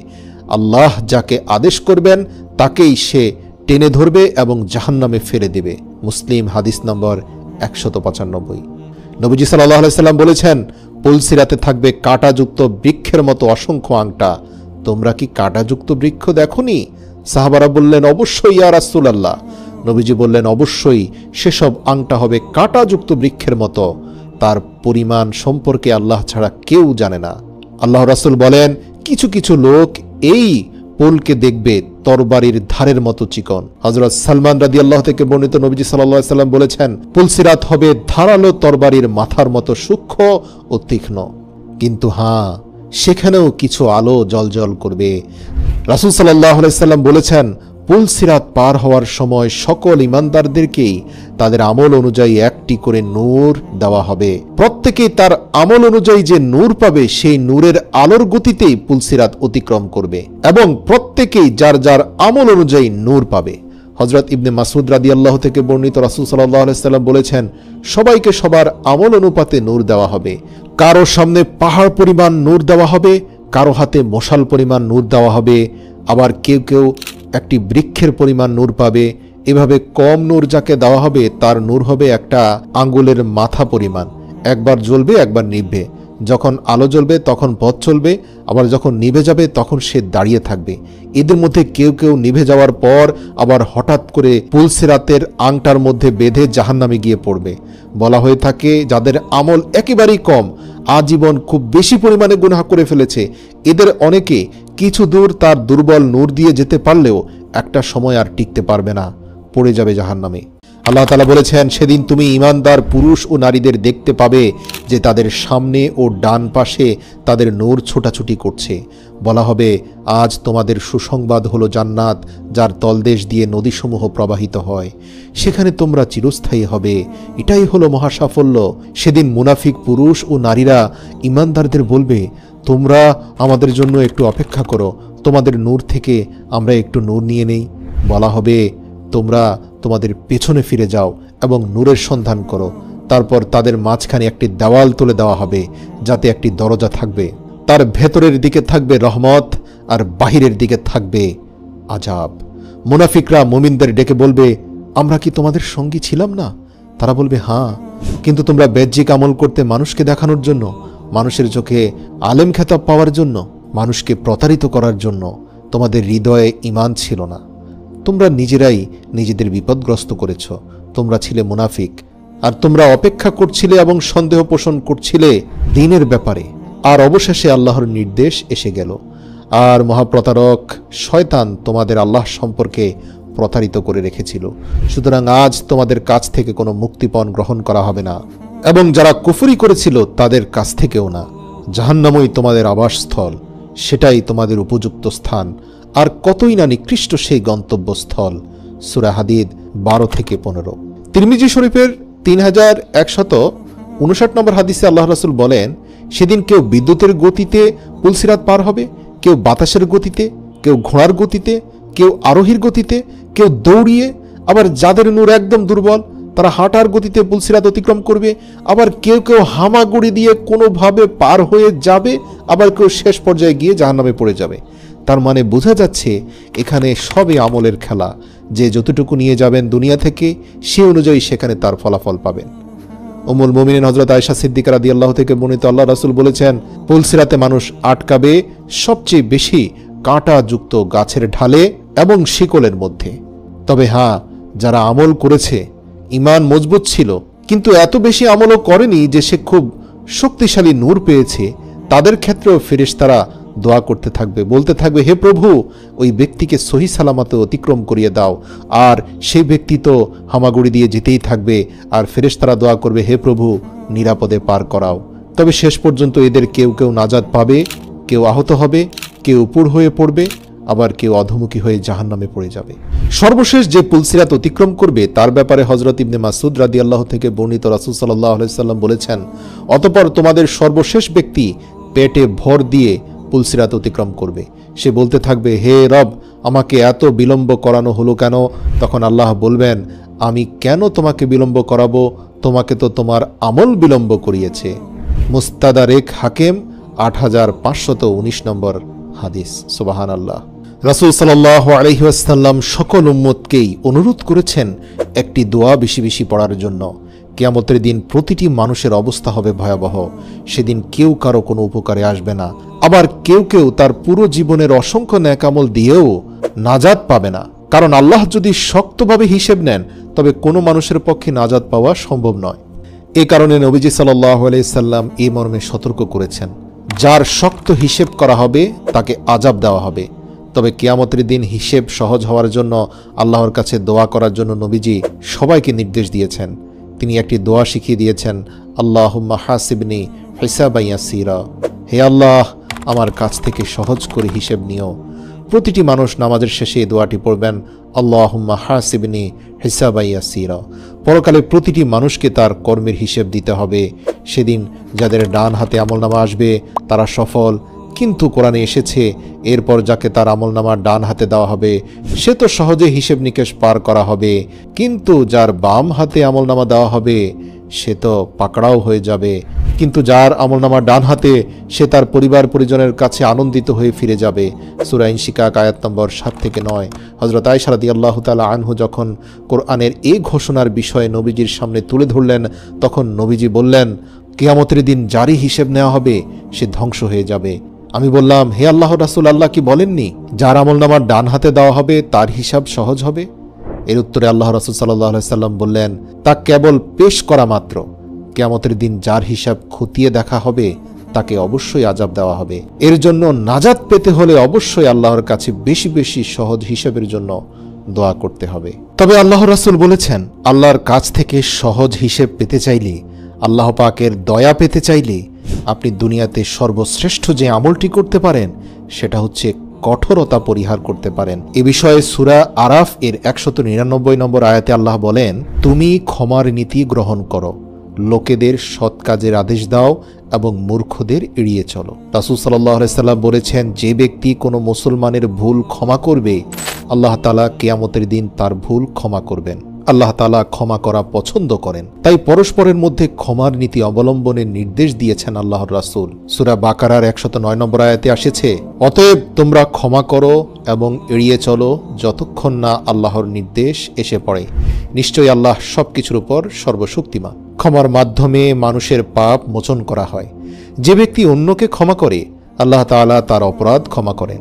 আল্লাহ তাআলা বলেন, আর যদি তোমরা তাদের মার্জনা করো, তাদের দ্রষ্টটি উপেক্ষা করো, তাহলে নিশ্চয়ই আল্লাহ ক্ষমাশীল ও দয়াবান হবেন। ক্ষমাকারী ব্যক্তি আল্লাহ তাআলার অফুরন্ত ক্ষমা লাভে ধন্য হয়।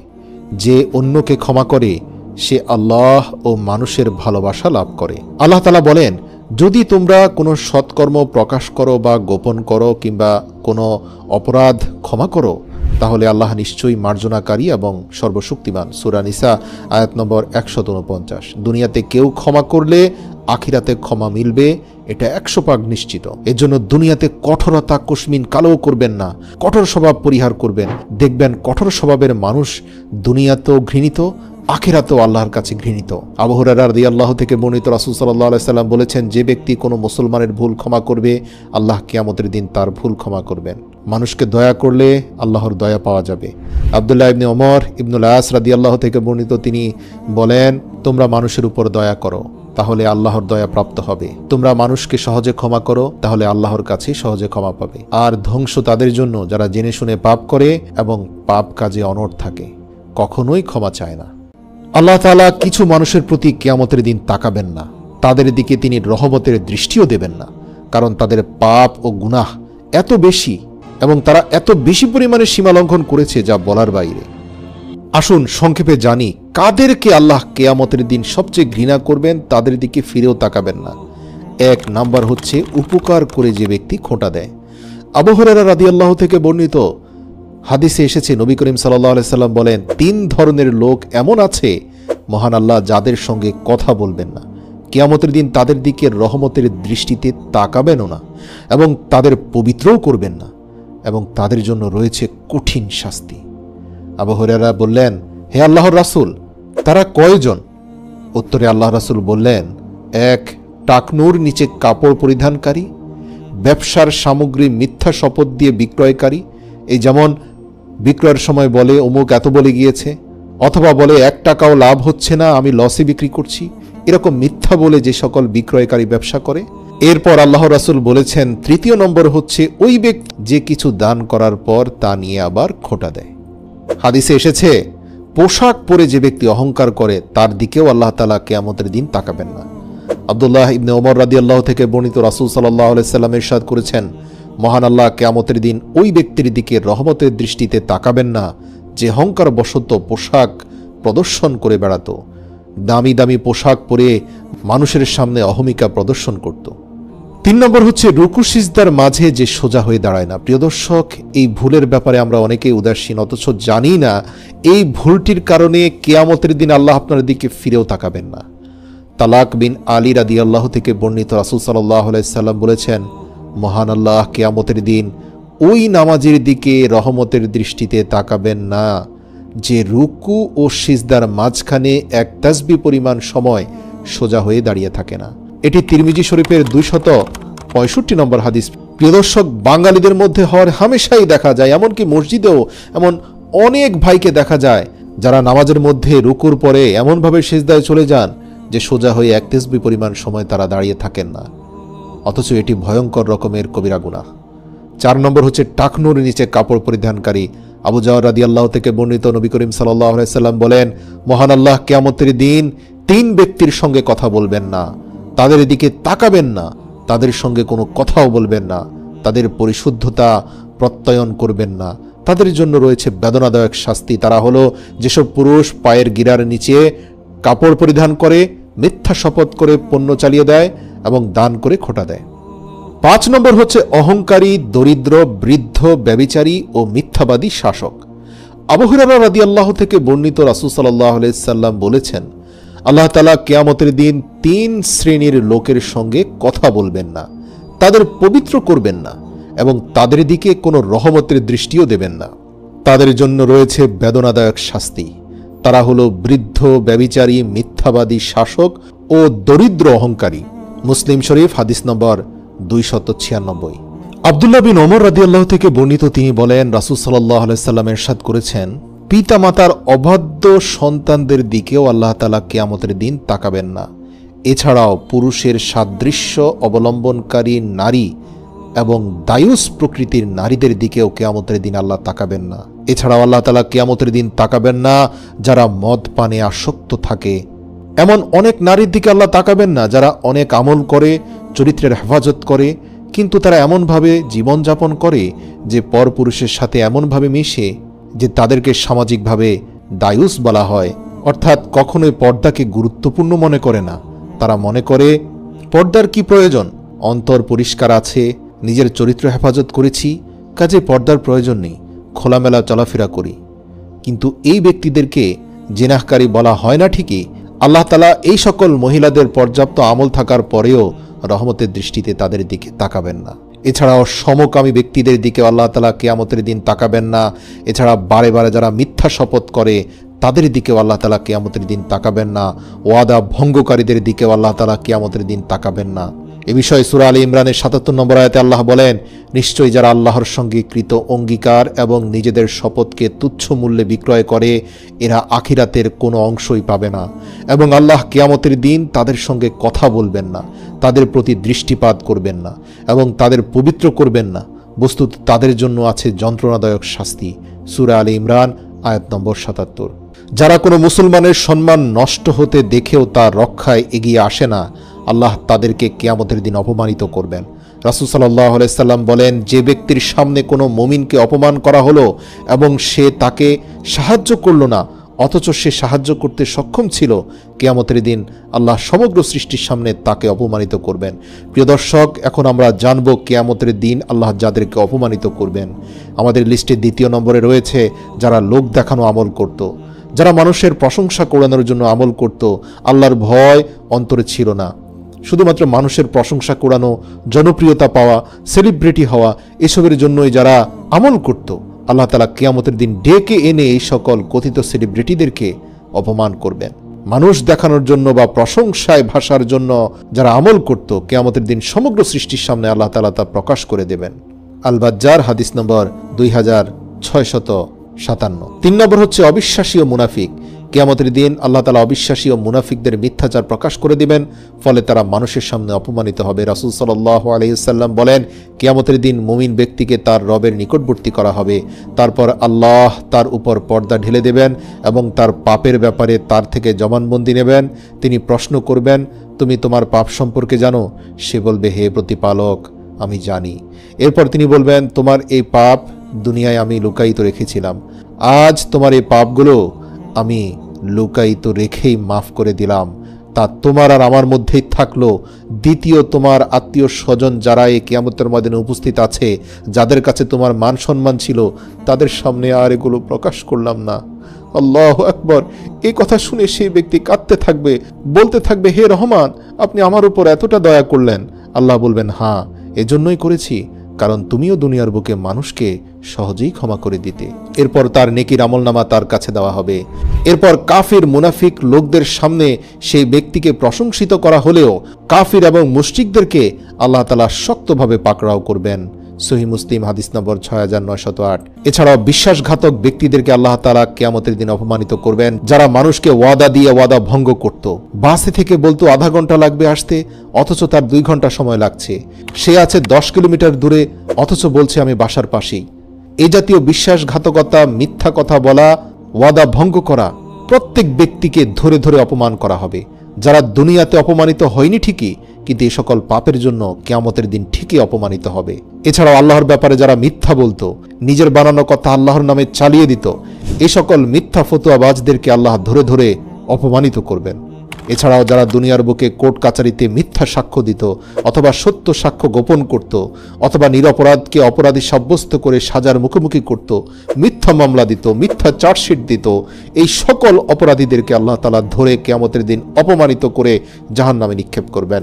এছাড়াও আল্লাহ তাআলা দাম্পত্য জীবনের গোপনীয়তা প্রকাশকারী ব্যক্তিদেরকেও কিয়ামতের দিন সবার সামনে উপস্থিত করে তাদেরকে চরম মাত্রায় শাস্তি দিবেন, অপমান করবেন। যে পুরুষ ও নারী নিজেদের দাম্পত্য জীবনের গোপনীয়তা প্রকাশ করে দেয়, কিয়ামতের দিন তারা অপমানিত হবে। রাসূল সাল্লাল্লাহু আলাইহি সাল্লাম বলেন, কিয়ামতের দিন সেই ব্যক্তি হবে আল্লাহর কাছে নিকৃষ্টতম পর্যায়ের, যে তার স্ত্রীর সঙ্গে মিলিত হয় এবং স্ত্রীও তার সঙ্গে মিলিত হয়, অতঃপর সে তার স্ত্রীর গোপনীয়তা ফাঁস করে দেয়।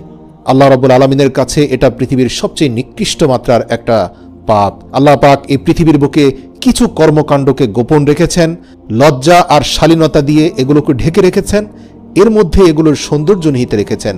যখন কোনো মানুষ লজ্জা শরম ভুলে বেহায়া হয়ে যায় এবং এই সকল গোপন বিষয়ে মানুষকে বলে বেড়ায় নির্লজ্জের মতো, আল্লাহ তাআলা এদেরকে দুনিয়া আখিরাতে অপমানিত করেন।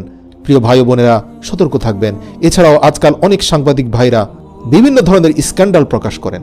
তারা মনে করেন যে ব্যক্তি পাপ করেছে তারই শাস্তি হবে। কখনো নয়। যে ব্যক্তি পাপ করেছে তার শাস্তি হবে সে অন্যায় করার কারণে, আর আপনার শাস্তি হবে মানুষের গোপন বিষয় প্রকাশ্যে মানুষের সামনে প্রকাশ করার জন্য। স্ক্যান্ডালের নামে আজকে যে মানুষের গোপনীয়তা প্রকাশ করা হচ্ছে, সেটি এক ভয়ঙ্কর রকমের অপরাধ। শুধুমাত্র কারো অপরাধ নিয়ে আপনি কাজীর কাছে বিচার দিতে পারেন, তার শাস্তি কামনা করতে পারেন, কিন্তু কোনো বিচারকের কাছে বিচার না দিয়ে সামাজিক যোগাযোগ মাধ্যমে মানুষের গোপন বিষয় প্রকাশ করে দেওয়া, এটা ভয়ঙ্কর রকমের অপরাধ এবং কিয়ামতের দিন আল্লাহ তাআলা এদেরকে কঠিন শাস্তি দিবেন। এছাড়াও সন্তান অস্বীকারী, নিজ সন্তানের পিতৃপরিচয় অস্বীকারীকে আল্লাহ তাআলা অপমানিত করবেন। এমন অনেক পুরুষ আছে যারা অবৈধ সন্তানের বাবা হয়েছেন, ইউনিভার্সিটি বা অফিসে কারো প্রতি প্রেমাসক্ত হয়েছেন, অতঃপর অবৈধ জিনায় লিপ্ত হয়েছেন, সে ঘরে সন্তান জন্মের পরে তাকে অস্বীকার করেছেন। কিয়ামতের দিন 2টি শাস্তি হবে। এক হচ্ছে জিনার অপরাধের সন্তান জন্মদান, দ্বিতীয় অপরাধটি হচ্ছে পিতৃপরিচয় গোপন করার শাস্তি। এজন্য উলামা কেরামের রায় হচ্ছে, জিনা করেও যদি সন্তান জন্ম হয় সেটার পাপের শাস্তি তো পেতেই হবে। যদি কিছুটা শাস্তি কম পেতে চান অথবা দ্বিতীয় শাস্তির হাত থেকে রক্ষা পেতে চান, তাহলে অন্তত পিতৃপরিচয় অস্বীকার করবেন না। গনিমত আত্মসাৎকারী, যারা মুসলিমদের বিভিন্ন সম্পদ আত্মসাৎ করে, আল্লাহ পাক কিয়ামতের দিন তাদেরকেও অপমানিত করবেন। এছাড়াও স্ত্রীর পক্ষপাতিত্ব করা, যে সকল পুরুষের একাধিক স্ত্রী থাকে তারা যদি তাদের মধ্যে ইনসাফ এবং সমতা প্রতিষ্ঠা করতে না পারে, অথবা ছোট স্ত্রী বা সুন্দর স্ত্রীর প্রতি আধিক্যতা বা কোনো একজন বিশেষ স্ত্রীর প্রতি ঝুঁকে পড়ে, অন্যজনকে অবজ্ঞা অবহেলা করে, কিয়ামতের দিন আল্লাহ তাআলা তাদেরকেও অপমানিত করবেন। প্রিয় দর্শক, কিয়ামতের ময়দানে প্রথম পর্যায়ের হিসেব গ্রহণের পর আমলনামা দেওয়া হবে। প্রথম পর্যায়ের হিসেব গ্রহণে যারা যারা সহজ হিসাব পাবে তাদের আমলনামা ডান হাতে চলে যাবে, যাদের হিসেব কঠিন হবে এবং যারা জাহান্নামে যাবে তাদের আমলনামা বাম হাতে চলে যাবে। তারপরেও আমল উপস্থাপনের অংশ হিসেবে সেখানে অনেক ধরনের তর্ক বিতর্ক হবে, অপারগতা গ্রহণ করা হবে। পবিত্র কোরআনে এই সম্পর্কে অসংখ্য আয়াত আছে, সেখানে মানুষ বিভিন্নভাবে সব কিছু দিয়ে নিজেকে বাঁচানোর চেষ্টা করবে। আল্লাহ তাআলা বলেন সেখানে তারা চাইলে নিজের পরিবার পরিজনকে দিয়ে দিবে, এমনকি আদরের সন্তানদেরকে দিয়ে দিবে, নিজের দুনিয়ার সকল ধন সম্পদ, এমনকি পবিত্র কোরআনে বলা হয়েছে তারা দুনিয়া পুরো পৃথিবী পরিমাণ স্বর্ণ মুদ্রা দিয়ে হলেও সেখান থেকে বাঁচতে চাইবে। তার মানে অনেক তর্ক বিতর্ক হবে। তারা আল্লাহ পাকের কাছ থেকে বিভিন্ন কৌশল করে বিভিন্ন কৌশল অবলম্বন করবে বাঁচার জন্য। আল্লাহকে কোনোভাবে তারা বোঝানোর চেষ্টা করবে যে তাদের আসলে দোষ ছিল না, কিন্তু আসলে সেখানে তার হাত সাক্ষী দিবে, তার পা সাক্ষী দিবে। সে আসলে কোনোভাবে আল্লাহকে কনভিন্স করার সুযোগ পাবে না। তার সামনে এত পরিমাণে সাক্ষী এসে উপস্থিত হবে যে তার পক্ষে শেষ পর্যন্ত এটা মেনেই নিতে হবে যে আল্লাহ তাকে জাহান্নামে যে পাঠিয়েছেন তা তার প্রতি কোনো ধরনের অন্যায় করা হয়নি। একটি জাহান্নামীও মুখ দিয়ে এ কথা বলবে না যে আমার উপর অন্যায় করা হয়েছে। দুনিয়াতে যেমন কারো শাস্তি হলেও সে বলে আমার সাথে অন্যায় হয়েছে, আমি ন্যায় বিচার পাইনি, আখিরাতে এমনটা হবে না।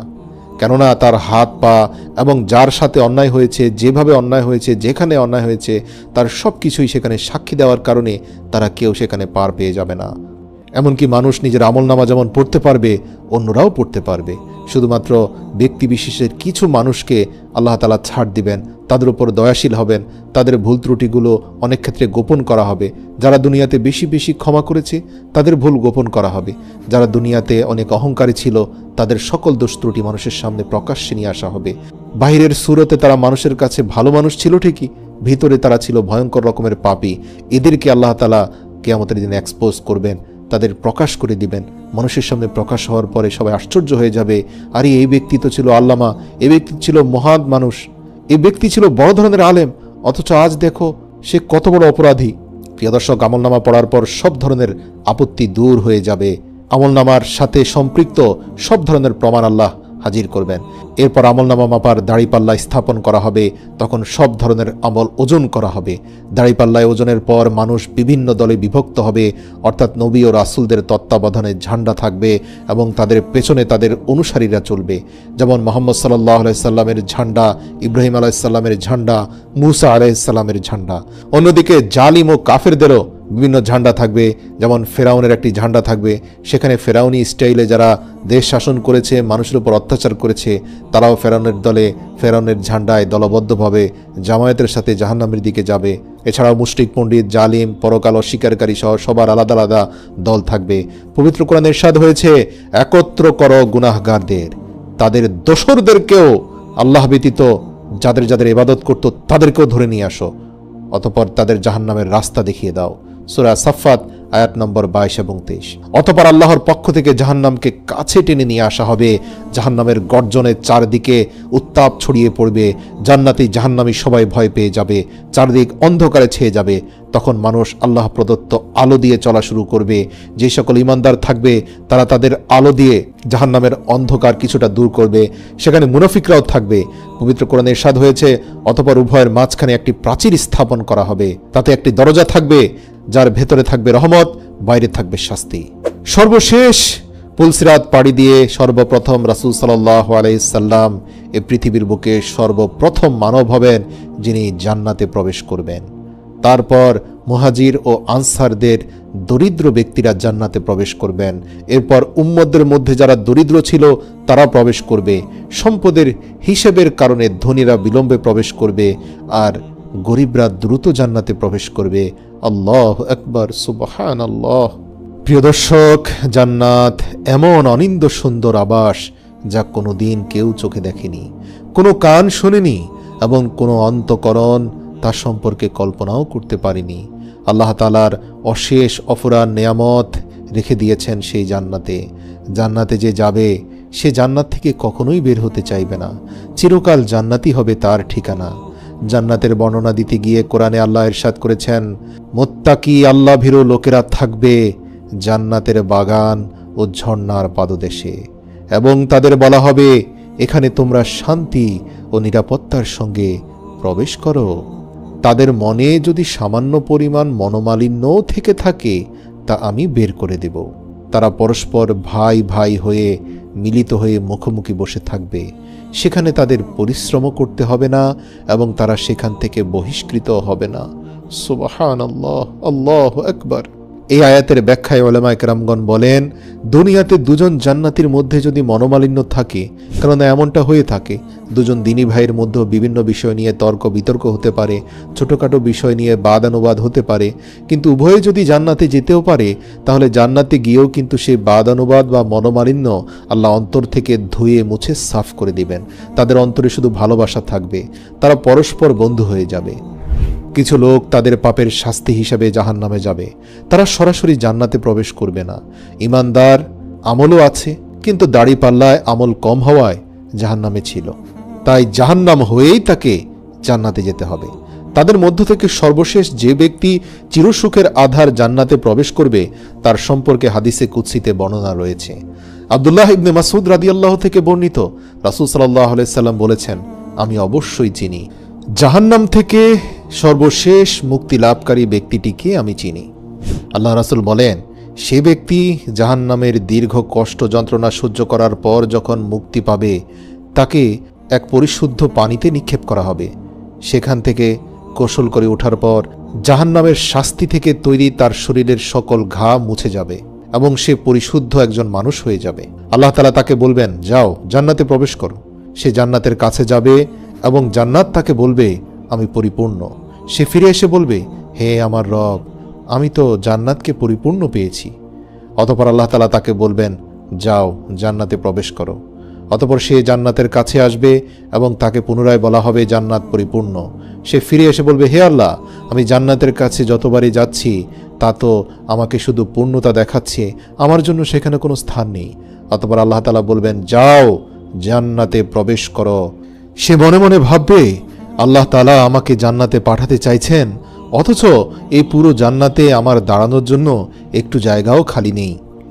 বারবার জান্নাত আমাকে বলছে যে সে পরিপূর্ণ হয়ে গিয়েছে।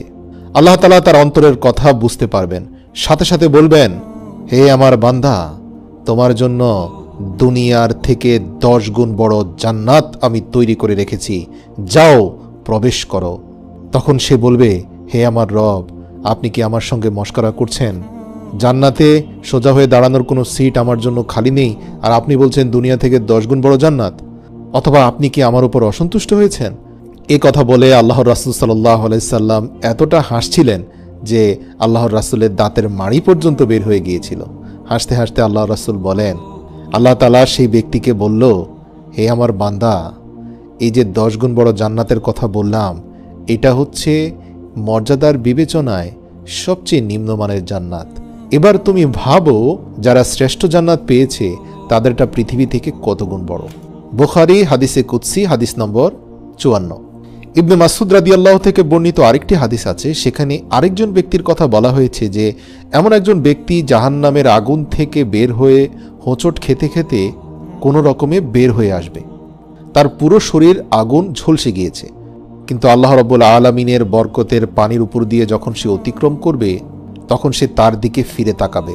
অতঃপর বলবে, বরকতময় সে সত্তা যিনি আমাকে এই জাহান্নাম থেকে নাজাত দিয়েছেন, নিশ্চয়ই আল্লাহ আমাকে এমন বস্তু দান করেছেন যা পূর্বের কাউকে দান করেনি, অথচ তাকে কিন্তু এখনও জান্নাত দেওয়া হয়নি। সে শুধুমাত্র জাহান্নাম থেকে মুক্তি পেয়ে বরকতময় পানিতে এসে উপস্থিত হয়েছে। অতঃপর তার জন্য একটি গাছ প্রকাশ করা হবে। সে বলবে, হে আমার রব, আমাকে এ গাছের নিকটবর্তী করুন, যেন তার ছায়া গ্রহণ করতে পারি এবং তার পানি পান করতে পারি। আল্লাহ তাআলা বলবেন, হে আদম সন্তান, যদি আমি তোমাকে ওটা দান করি, হয়তো তুমি তারপরে আবার অন্য কিছু চাইবে। সে বলল, না আমার রব, আমি আর কিছুই চাইব না। অনন্তর এক জীবন আমি জাহান্নামের আগুনে ঝলসে গিয়েছি, এখন শুধু আমার একটি গাছের নিচে আশ্রয় হলেই হয়। এ সময় সে ওয়াদা করে বলবে, এছাড়া আমি আর কখনোই কিছু চাইব না। এরপর আল্লাহ তাআলা তাকে সে গাছের নিচে আশ্রয় নেওয়ার সুযোগ করে দিবেন। কিন্তু তার পরক্ষণেই সে গাছের নিচ থেকে এমন কোনো দৃশ্য আল্লাহ তার সামনে উন্মুক্ত করে দিবেন, যার কারণে সে গাছের নিচে বসে থাকা তার জন্য সহজ হবে না। তার জন্য গাছের নিচে ধৈর্য ধারণ করা হয়ে পড়বে অসম্ভব। এরপর সে বলবে, হে আমার রব, এই গাছ থেকেও একটু দূরে যেই সৌন্দর্যময় গাছ রয়েছে, আমি তার ছায়ায় যেতে চাই এবং তার নিচে যে পানির ফোয়ারা রয়েছে সেখান থেকে বিশুদ্ধ পানি পান করে আমি প্রশান্তি পেতে চাই। এরপর আল্লাহ বলবেন, কিন্তু তুমি তো পূর্বে বলেছিলে তুমি বর্তমান গাছের ছায়া ব্যতীত আর কিছুই চাও না। তখন সে বলবে, হে আল্লাহ, ওখানে যদি যেতে পারি এরপর আর কিছুই চাইব না। তখন আল্লাহ বলবেন, হে আদম সন্তান, তুমি কি সত্যি ওয়াদা করছো এরপরে আর কিছুই চাইবে না? সে বলবে, হে আল্লাহ, আমি আপনাকে ওয়াদা দিচ্ছি এরপরে আর কিছুই চাইব না। এরপর আল্লাহ রাব্বুল আলামিন তাকে ছাড় দিবেন। সে অধিকতর সৌন্দর্যমণ্ডিত গাছের ছায়া যাবে, যার নিচে পানির ফোয়ারা রয়েছে। সেখানে গিয়ে বরকতময় পানি পান করে তার অন্তরাত্মা প্রশান্ত হবে। সে বলবে, নিঃসন্দেহে আল্লাহর জান্নাত অনেক সুন্দর, অথচ সে এখনও জান্নাতের ধারে কাছেও যায়নি। একটু পরে তার সামনে এমন একটি বাগানের দরজা উন্মুক্ত হবে, যার ভেতরে এই গাছের চেয়েও হাজার গুণ সুন্দর দুটি গাছের অবয়ব দূর থেকে বোঝা যাচ্ছে, এবং যা পূর্বের দুটি গাছ থেকে অধিকতর সুন্দর।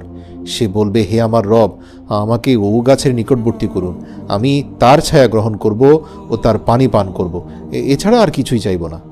তখন আল্লাহ বলবেন, হে আদম সন্তান, তুমি তো এ পর্যন্ত দুবার ওয়াদা ভঙ্গ করেছ। সে বলবে, হে আমার রব, অবশ্যই এটাই আমার চাই, এরপরে আর কিছুই চাইব না। আসলে তাকে এমন দৃশ্য দেখানো হবে যার উপর তার ধৈর্য ধারণ করা সম্ভব হবে না, এটা আল্লাহ তাআলাও ভালো করে জানেন। তখন আল্লাহ তাআলা বললেন, ঠিক আছে, তুমি একটু সামনে যাও। অতঃপর সে একটু সামনে যাওয়ার পরে সে জান্নাতীদের আওয়াজ শুনবে। সে বলবে, হে আমার রব, আমাকে তাতে প্রবেশ করান, আমি আর সহ্য করতে পারছি না। আল্লাহ তাআলা বলবেন, হে বনি আদম, কি সে তোমার থেকে আমাকে নিষ্কৃতি দেবে? তখন আল্লাহ তাআলা বলবেন, হে বনি আদম, আমি কি তোমাকে তার থেকেও শ্রেষ্ঠ কিছু দেব না, যাতে তুমি শতভাগ সন্তুষ্ট হয়ে যাও এবং তুমি দুনিয়ার মধ্যে সবচেয়ে সম্মানিত মানুষ হও, এবং তোমাকে দুনিয়ার থেকেও 10 গুণ বেশি জান্নাতের মালিক বানিয়ে সম্মানিত করি? সে বলবে, হে আমার রব, আপনি কি আমার সঙ্গে ঠাট্টা করছেন? অথচ আপনি উভয় জাহানের রব। আল্লাহর রাসূল হাসতে হাসতে বলেন, অতঃপর আল্লাহ তাআলা বলেন, যাও, প্রবেশ করো। নিঃসন্দেহে ওই দরজা দিয়ে প্রবেশ করার পরেই তুমি দুনিয়ার থেকে 10 গুণ বড় জান্নাতের সন্ধান পাবে, যেটা শুধু তোমার জন্য আমি দান করেছি। আল্লাহু আকবার, সুবহানাল্লাহ। কোরআন ও হাদিসের বর্ণনা অনুসারে মানুষ কিয়ামতের দিন হিসেবের পর জান্নাতে প্রবেশ করবে। তবে এখন কি কেউ জান্নাতে রয়েছেন, অথবা কিয়ামতের আগে কেউ কি জান্নাতে প্রবেশ করবে, তা নিয়ে সামান্য ব্যাখ্যা রয়েছে। জান্নাতে প্রবেশ দুইভাবে হতে পারে। এক, শুধু আত্মিকভাবে। হাদিসের বর্ণনা অনুসারে মৃত্যুর পর নবী ও শহীদদের রূহ জান্নাতে থাকে। দুই, শারীরিক ও আত্মিকভাবে। শারীরিক আর আত্মিকভাবে এই মুহূর্তে জান্নাতে প্রবেশ করা কোনোভাবেই সম্ভব নয়। সেটা শুধুমাত্র কিয়ামতের ময়দানে হিসেব নিকেশের পরেই মানুষ প্রবেশ করতে পারবে। আর পৃথিবীর সর্বপ্রথম যে ব্যক্তি শারীরিক এবং আত্মিকভাবে জান্নাতে প্রবেশ করবেন তিনি হবেন হযরত মুহাম্মদ সাল্লাল্লাহু আলাইহি সাল্লাম। আর সেটা কিয়ামতের পর ছাড়া কখনোই উন্মুক্ত করা হবে না। তার মানে এখন যে আমরা বিভিন্ন সময় শুনি যে ওই ব্যক্তি জান্নাতে আছেন, বা আল্লাহ রাসূলের বিভিন্ন হাদিস থেকে জানা যায় অনেক মানুষ জান্নাতে আছেন, এমন দৃশ্য আল্লাহ রাসূল স্বপ্নে দেখেছেন বা বর্ণনা করেছেন, তাহলে তারা কিভাবে জান্নাতে এখন আছেন? তারা আসলে আত্মিকভাবে আছেন, মানে তাদের আত্মা জান্নাতে আছে। কিন্তু শারীরিক এবং আত্মিকভাবে পরিপূর্ণ মানুষ জান্নাতে যে প্রবেশ করার ব্যাপারটা, এটা কিয়ামতের ময়দানে হিসেব নিকাশের পরেই ঘটবে। আনাস রাদিয়াল্লাহু তাআলা আনহু থেকে বর্ণিত, রাসূল সাল্লাল্লাহু আলাইহি ওয়াসাল্লাম ইরশাদ করেন, কিয়ামতের দিন আমি জান্নাতের দরজায় পৌঁছে দরজা খোলার জন্য বলবো। তখন জান্নাতের দরজার রক্ষী ফেরেশতা বলবে, আপনি কে? আমি বলবো, মুহাম্মদ। তখন সে বলবে, আপনার সম্পর্কে আমাকে বলা হয়েছে যে আপনার আগে আমি যেন অন্য কারো জন্য এ দরজা না খুলি। অন্য হাদিসে আল্লাহর রাসূল ইরশাদ করেন, আল্লাহ তাআলা বলেন, আমি আমার সৎ বান্দাদের জন্য এমন কিছু প্রস্তুত করেছি যা কোনো চোখ দেখেনি, যে সম্পর্কে কোনো কান শুনেনি এবং কোনো অন্তর তা কল্পনাও করেনি। এ সব কিছুই তাদের চক্ষু শীতলকারী, যা লুকিয়ে রাখা হয়েছে তাদের কাজকর্মের প্রতিদান হিসাবে। সূরা সাজদা আয়াত নম্বর 17। প্রিয় ভাই ও বোনেরা, জান্নাত আপনার জন্য ব্যাকুল হয়ে অপেক্ষা করছে। একদিন আল্লাহর রাসূল সাল্লাল্লাহু আলাইহি ওয়াসাল্লাম সাহাবীদেরকে নিয়ে ফজরের সালাত আদায় করছিলেন। সাহাবীরা দেখলেন রাসূল সাল্লাল্লাহু আলাইহি ওয়াসাল্লাম তার হাত উপরের দিকে বাড়িয়ে কিছু একটা টেনে ছেঁড়ার চেষ্টা করছেন। এরপর তিনি একটু মুচকি হেসে তার হাতকে পিছিয়ে আনলেন। এ দৃশ্য দেখে সাহাবীরা জিজ্ঞাসা করলেন, ইয়া রাসূলাল্লাহ সাল্লাল্লাহু আলাইহি ওয়াসাল্লাম, আমরা আপনাকে আজকে এমন কিছু করতে দেখেছি যা ইতিপূর্বে কখনো দেখিনি। আমরা দেখতে পেলাম আপনি শূন্যের মাঝে হাত বাড়িয়ে কিছু একটা ধরার চেষ্টা করছেন, কিন্তু হঠাৎ করে মুচকি হেসে কি ভেবে আপনার হাতটা ফিরিয়ে আনলেন? আল্লাহর রাসূল জবাবে বললেন, আমাকে এইমাত্র জান্নাত দেখানো হয়েছে। আমি জান্নাতের বাগানে আঙ্গুর গাছে এক থোকা আঙ্গুর দেখতে পেয়েছি। আমি সেই আঙ্গুর নেয়ার চেষ্টা করেছি। আমি যদি সেই আঙ্গুরগুলো নিতে পারতাম, তাহলে তোমরা কিয়ামত পর্যন্ত এই আঙ্গুর খেতে পারতে। সুবহানাল্লাহ। আল্লাহর রাসূল সাল্লাল্লাহু আলাইহি সাল্লাম বললেন, এরপর আমি দেখতে পেলাম জাহান্নামের আগুন। তখন আমি আমার হাতকে পিছিয়ে আনি। প্রিয় মুসলিম ভাই ও বোনেরা, একবার কল্পনা করুন তো, যদি আমরা দুনিয়াতে বসে আমাদের চোখের সামনে জান্নাত এবং জাহান্নামকে দেখতে পেতাম, আমাদের মধ্যে কী পরিবর্তন আসতো। কিন্তু এটা দেখার বিষয় নয়, এটা আসলে উপলব্ধি করার বিষয়। আল্লাহর রাসূল সাল্লাল্লাহু আলাইহি ওয়াসাল্লাম বলেন, নিশ্চয়ই জান্নাত তোমাদের জন্য তোমাদের জুতার ফিতার চেয়েও নিকটবর্তী এবং জাহান্নামও ঠিক একই রকম নিকটবর্তী। প্রিয় দর্শক, জান্নাত আপনার সামনেই রয়েছে, কিন্তু আপনি যদি আত্মিকভাবে এখনই জান্নাতে প্রবেশ না করেন, তাহলে এর দরজা আপনার জন্য হয়তো চিরতরে বন্ধ হয়ে যেতে পারে, যা আর কখনো খুলবে না। প্রিয় মুসলিম ভাই বোনেরা, হযরত আবু হুরায়রা রাদিয়াল্লাহু হতে বর্ণিত আল্লাহর রাসূল সাল্লাল্লাহু আলাইহি ওয়াসাল্লাম বলেন, আল্লাহ তাআলা জান্নাত জাহান্নাম সৃষ্টি করার পর জিবরাইল আলাইহিস সালামকে বললেন, যাও জান্নাতে গিয়ে দেখো আমি জান্নাতীদের জন্য যেসব নিয়ামত সৃষ্টি করে রেখেছি, তুমি সেগুলো দেখে এসো। জিবরাইল আলাইহিস সালাম জান্নাতে গিয়ে আল্লাহ তাআলার সৃষ্টিকৃত সমস্ত কিছু দেখলেন এবং আল্লাহর নিকট ফিরে এসে বললেন, আপনার সম্মানের শপথ, যে কেউ জান্নাতের সুখ স্বাচ্ছন্দ্য প্রসঙ্গে শুনবে, সেই তাতে প্রবেশের চেষ্টা করবে।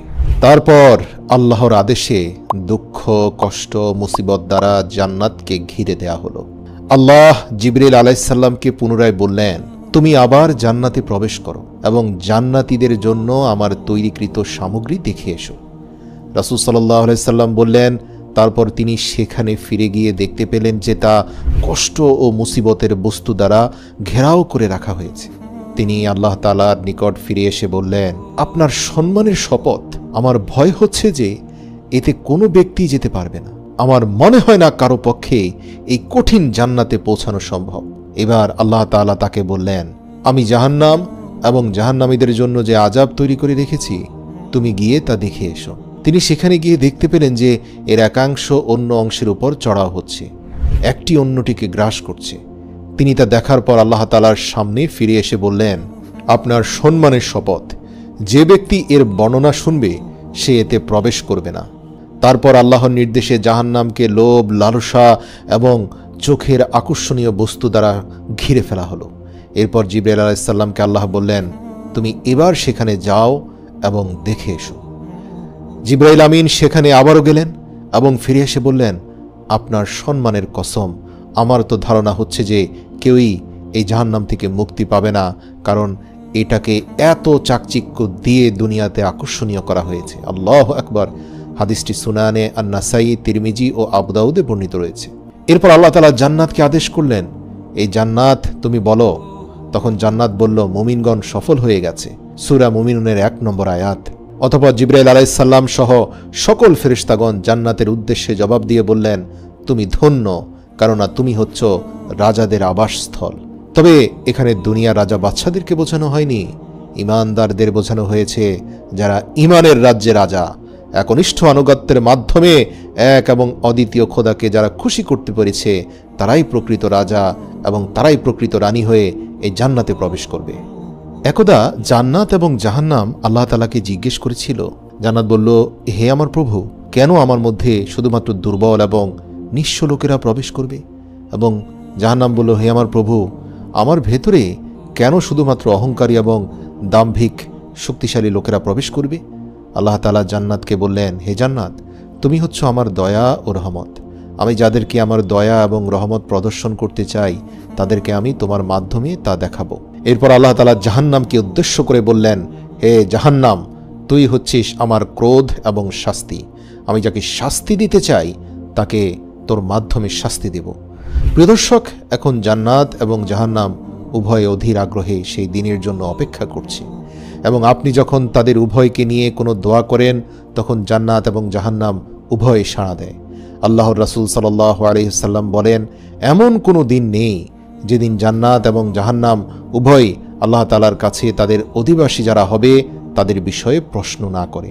জান্নাত বলে, হে আমার রব, আমার বাগানের ফলগুলো পেকে গিয়েছে, আমার নদীগুলো প্রবাহিত হচ্ছে, আমি আমার বন্ধুদের জন্য আর অপেক্ষা করতে পারছি না, আমার বাসিন্দাদেরকে তাড়াতাড়ি আমার কাছে প্রেরণ করুন।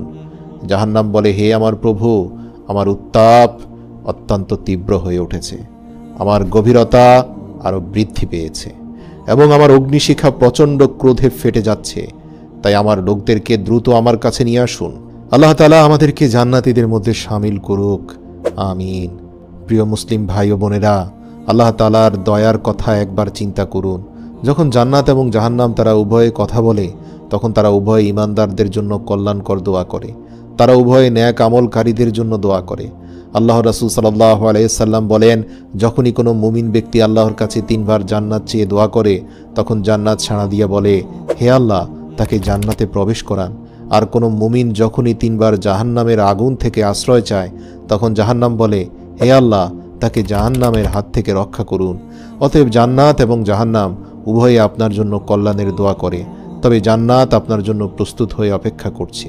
হযরত উবাই ইবনে কাব রাদিয়াল্লাহু বলেন, সাধারণত প্রত্যেক সময় যখনই আল্লাহ তাআলা জান্নাতের দিকে তাকান, আল্লাহ তাআলা জান্নাতকে বলেন, তুমি নিজেকে তোমার অধিবাসীদের জন্য সুসজ্জিত করো, এবং জান্নাত প্রতিটি মুহূর্তে নিজের সৌন্দর্য বৃদ্ধি করে চলেছে এবং এটা চলতেই থাকবে যতক্ষণ পর্যন্ত না মুমিন বান্দারা এর মধ্যে প্রবেশ করবে।